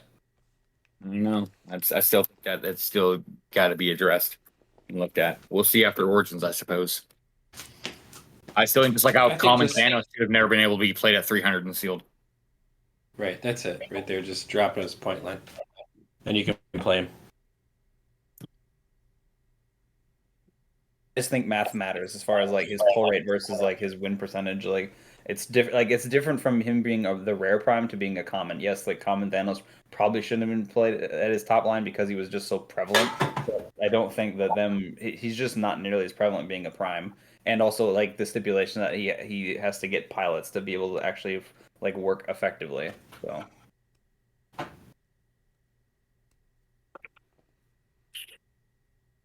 To agree to disagree there. It doesn't matter the pull rate because all that H4H did, the top 3 of them were Destroyer Prime, and they were taking out each other towards the end, more Destroyer Primes. So even if only one is pulled, then that's just usually going to be the piece that's going to win then. There's just less opposition. There's more to it than that. Like the Destroyer wouldn't have been nearly as potent if he didn't have pilots, which is a lot of every one of those ones that had them mulligan, so they got pilots for him. It wasn't just like, oh, hey, I pulled him and another Asgardian in my booster. No, they mulligan for it. I think we'll have to disagree on this one. I just think you're looking at it too like linearly. Like there's more nuance to it than just like, oh, he's just really good on his own. He is very good, but I think what made him more dangerous was all the extra stuff that was able to get thrown on top of him. There's a pretty good test, though, of what happens in an event with him being legal and sealed at full points. Mulligan or not. Not everybody pulled the best versions of them, but they're still all at the top. All right. Is there a way traps or one-shots could somehow be used in battle royales and still be fun or not too strong? I don't think they're too strong. You can probably make them, maybe just add them to your force. I think one shots are too strong in a battle royal format. Really? I would think, why not treat him like a tarot card for like, you could have the judge or whoever's running the BRs like, hey, flip your one shot, everybody gets it for a turn. See, that would be, if you get a one shot like that, that would work. That would be the only way. But allowing someone to, if they pull a one shot, to be able to use that one shot there's a lot. No, I mean like just like it goes on the side and then the judge will randomly call and be like, all right, flip your one shot, everybody gets the effect for a turn, so it's equal. I think that would be fine.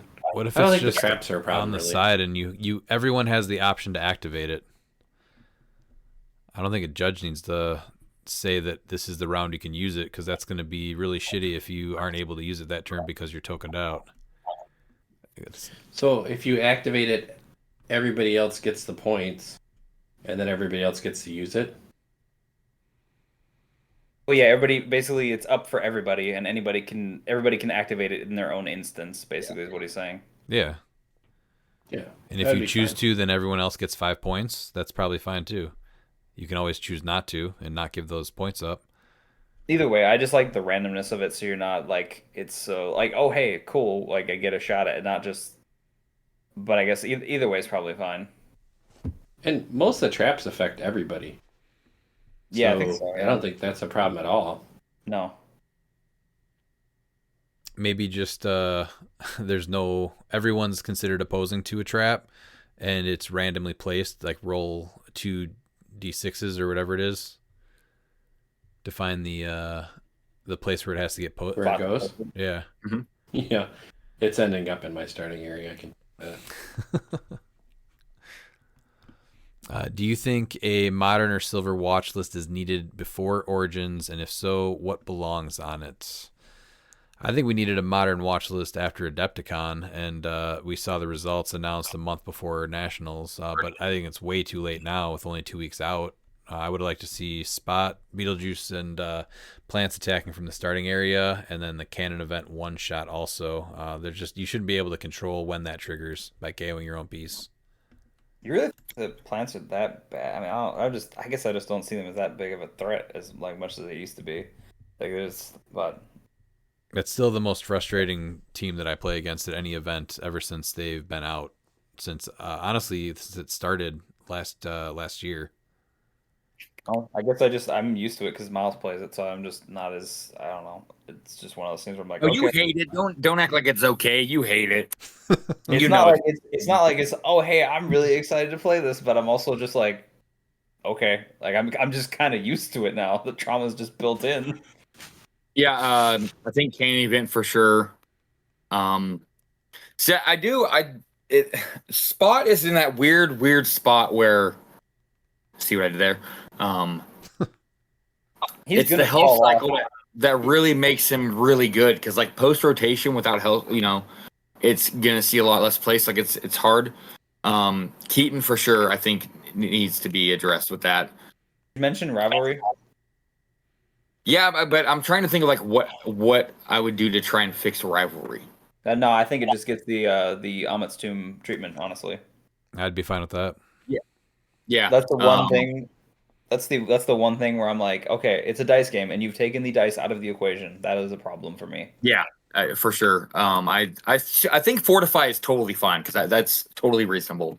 I can't even anything that you can self trigger to manipulate. I think needs addressed. I think that there's a few. There's a few things that are going under the radar that they don't think are an issue because no one's using them yet.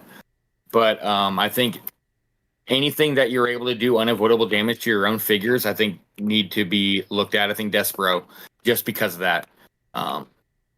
If because you're able to manipulate that by dealing your friendly characters unavoidable damage to get to certain things. I think that's what needs to be looked at too. I want to put Predageton on there, but I'm trying to think of like how would you like what would you do? You know, like he's just a super efficient piece. I feel like the only thing that really irks me about him is the whole, hey, I'm going to yoink this thing and put it somewhere. What if they just That's got the rid of only- that? Yeah, that's the part Yeah, that like, that's the irritates only me. That's my only if he's problem played with at him. 40 or 60, it's fine.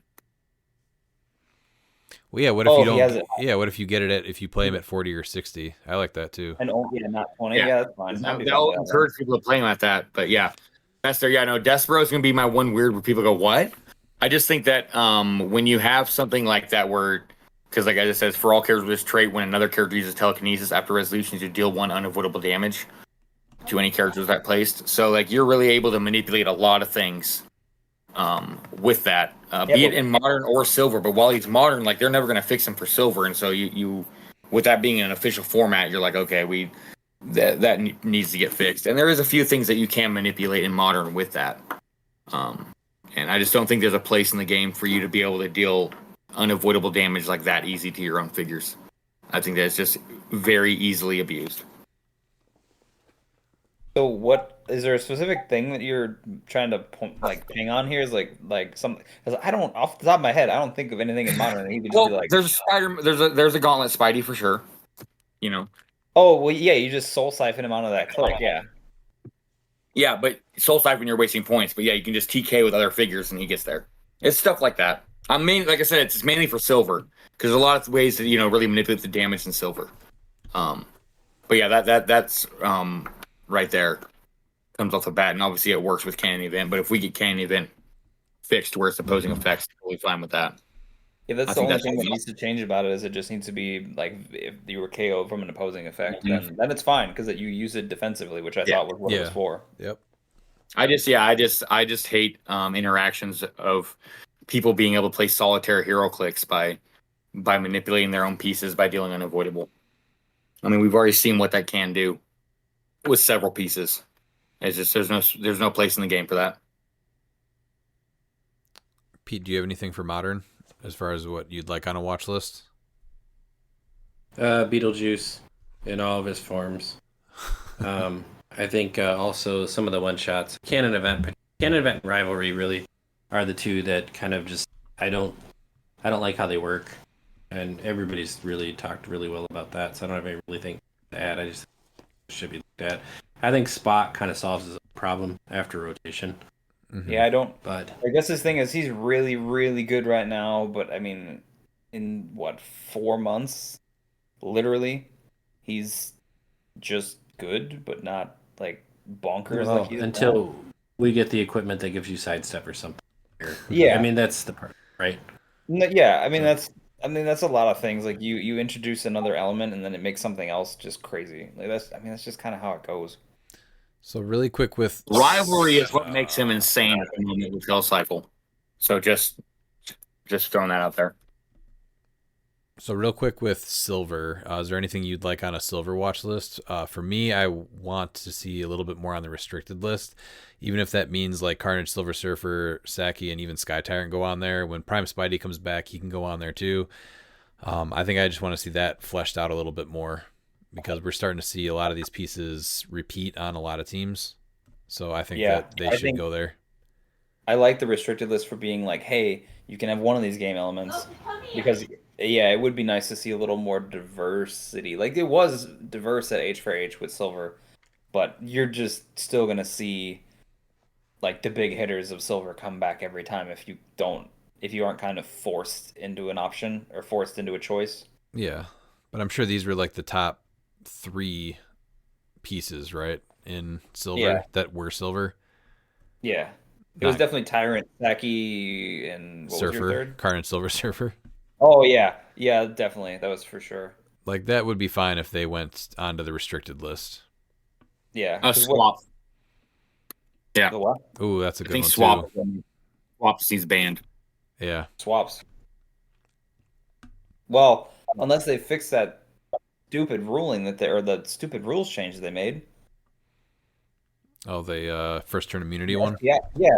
Like there was no need for that, but then they changed it, and now this shenanigans where you can walk out a guy, swap, and always in his new starting square. Okay, he's immune because it's first turn. Yeah, and it's also like when you eliminate that swap too, it's going to be more new player friendly. You know, and you're also going to stop the manipulation of, I think Fantastic Four. I think all the swaps honestly just need gone. Oh, but like MOE is fine. Yeah, no. I'm talking about Professor X. Yeah, Xavier. Yeah, Xavier would be Magneto, and then Green Goblin. you'd also do Green Goblin. that's kind of a Just bummer because I actually really liked watching the Sin 6 swap in and out. That was actually no, kinda for sure. No, for sure. But like you can't be like, oh no, No, I get it. But, It's either everything or nothing. I get it. Yeah, that's the only reason why. I think the reason why, and then if you eliminate that, then like because you just get the crazy combos with Genesis and APOC giving like, Monster, Brute, and Warrior now all have X-Men, and there's just Have you ever heard about any unanswered rules questions that need to be addressed? I stay pretty up to date with rulings, so I don't really know of many unanswered questions, but I wouldn't mind getting a long list of recent rulings people might be unaware of and then adding that to the episode before Origins. I think that's probably a good idea. Yeah, I don't think I've heard any unanswered rules either. No, I think just reviewing it for people. Yeah. I mean, Barnsley was always really good about hitting me with like this random rules thing that I'm like, oh, I've never encountered this before. And then if it's something neat, I usually try to bring it up. So that is always appreciated. So please keep them coming because anything that's corner case like that is good to know. Well, there's enough people on Facebook that are answering questions that you get answers that are relatively reliable. So I think that things get answered pretty quick. And if it's something that a lot of people are interested in, it gets like a really official answer. Mm-hmm. McConnell Lamar, hey gents, will you all be at Origins? Just Oliver and I. What are the top things you are trying to account for when building for modern age? The biggest things that I want answers for are Spot, Ultra Chase Collector, and Plants, and I have answers for all three of those things. Do you guys have any other big things that you're most worried about? The Sin 6 stuff is another tricky one that's like I haven't had enough practice at dealing with it, honestly. So, because they're pretty potent. I mean, even if they're not like a full like Sin 6 builds, even just Sandman Mysterio is big. So, I like I was talking about earlier, I think Primus too. Like you account for it. It might not be seen, but you don't want to just go in with your pants down, essentially having to deal with that, and like you're not able to do anything because you can't place. So just be prepared for that. I think the 295 point Magneto too, because if you're not expecting to go against that, like that piece can just destroy your team. Because the action economy is going to be so important because you get -1 to your combat values for every action that's. What was that last part, Miles? I think those are all. Oh, you're the iconic Magneto. Oh, okay. Because if you're not prepared for that, it's where your action economy becomes important because it's -1 to your combat values for everyone action resolved. So, yeah, you gotta be prepared for that, or you'll be caught with your pants down. The only other thing I'll add is main force juice. Oh yeah, have a plan for that. Always have a plan for that. Why haven't we seen a bigger showing from Chase Mysterio? I'll be playing him for sure. I think events have been a little slow lately. So after Nationals, I'd expect a few pieces to start picking up more speed. Mysterio, Sandman, and Spot, I think, are going to see a lot of play leading up to Worlds after this.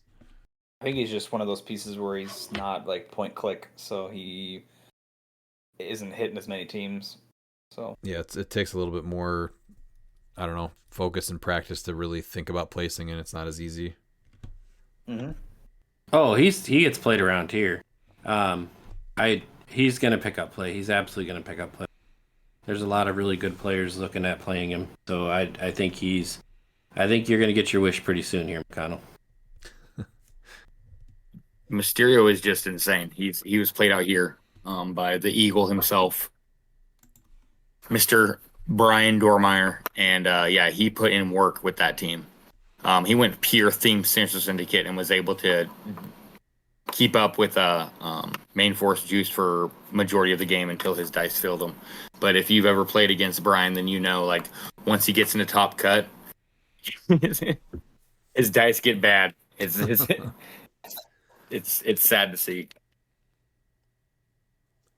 What are your hopes for the LE Mothman?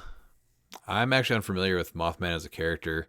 I will say that it would be great if someone actually got to preview these kinds of pieces, though, instead of just somebody gets them in the mail and then throws it up on HeroClix players and collectors. Well, that was randomly from like the shop, at least the image that I saw pop up around, like that was just like they put it out as a promotional image. Yeah, but it was only for sale this weekend. Yeah, but it's the same thing with who's the goat with wings? Oh, Jersey Devil. Yeah, same thing where, it just shows up and then it's just somebody gets it in the mail and then posts it. So it would be nice if they got previewed. Yeah. This is not Killer Moth, right? No, this is just This is Mothman. Killer Moth. No, it's Killer Moth. Is it? No, it's Mothman. Yeah. No, Killer Moth is the LE name. Is it? Yeah. Oh, then you need the cocoon gun. That's classic Killer Moth. That's what people were saying, how they Mothman. had because they've been having all cryptids, they were hoping for Mothman, and instead we got Killer Moth. Oh, okay. Do you know what the thing is with this this costume or character? Because he's the A side. Yeah, so he is just like a regular, just a thief that doesn't really do much. Like I said, he's got the gun. And then recently he was transformed into a monster version. So I'm betting that the B side's probably going to be him turning into that monster where he actually has powers. Was he? Whose rogue was he? I don't remember. Batman, right? Was he Yeah. Batman? Okay, I thought he was Batman, but I wasn't 100%. He looks like cotton candy, so I figured that it was just like the nice guy version of him, and it was Mothman.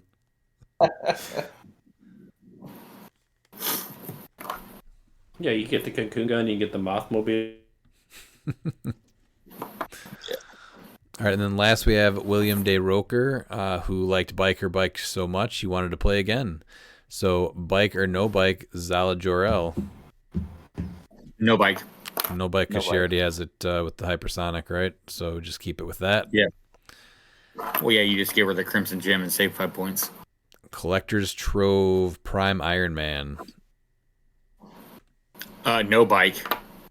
You don't want to give him a bike because that's the prime one. That's you want to. You don't really worry about his speed. You want his range to be up, so you want to give him trick arrows.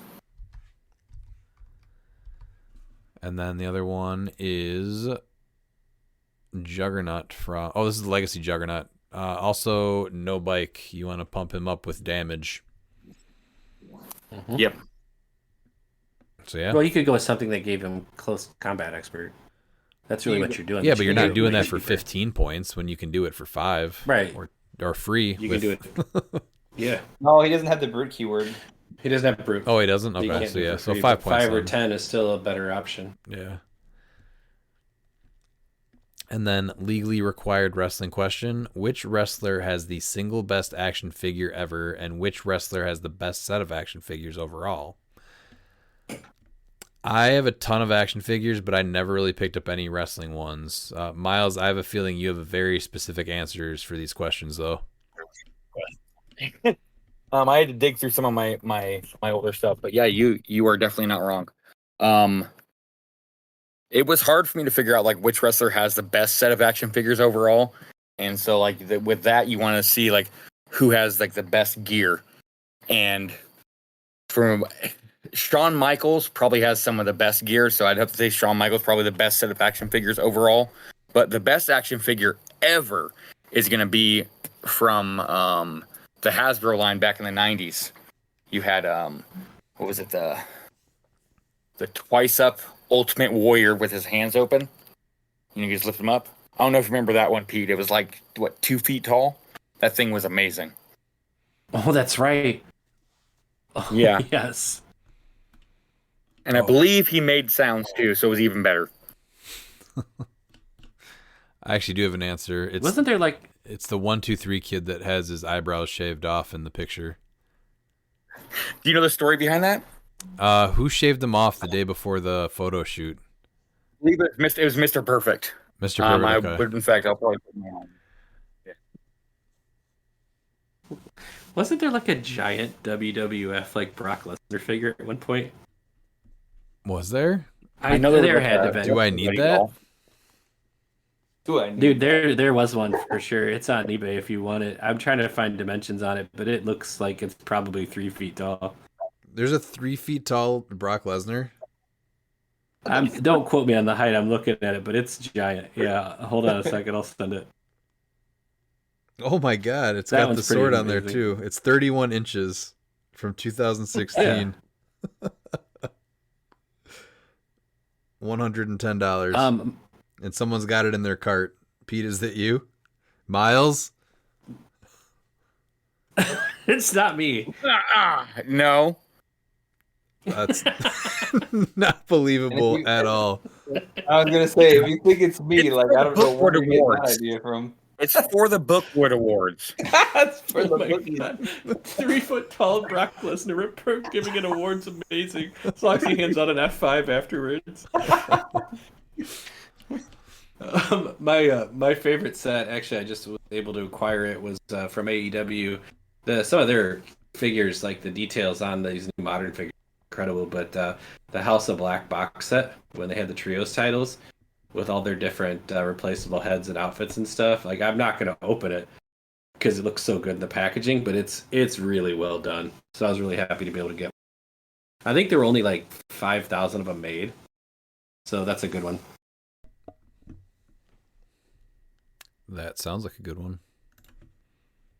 Not as good as 3 foot tall Brock Lesnar. No, and I think I need that actually. Well, you're going to be in the bidding war here pretty soon unless there's a buy it now option. Somebody else is looking at it. I think it's about it now. All right, let's go to final thoughts. Miles, when is that Brock Lesnar going to arrive? So I actually just got put into a DM by, this is a new question, by Brian Dormeyer. He says, you want a hot take? Rock maps shouldn't be modern legal. Well, how are we going to play on neoprene maps if they're not legal?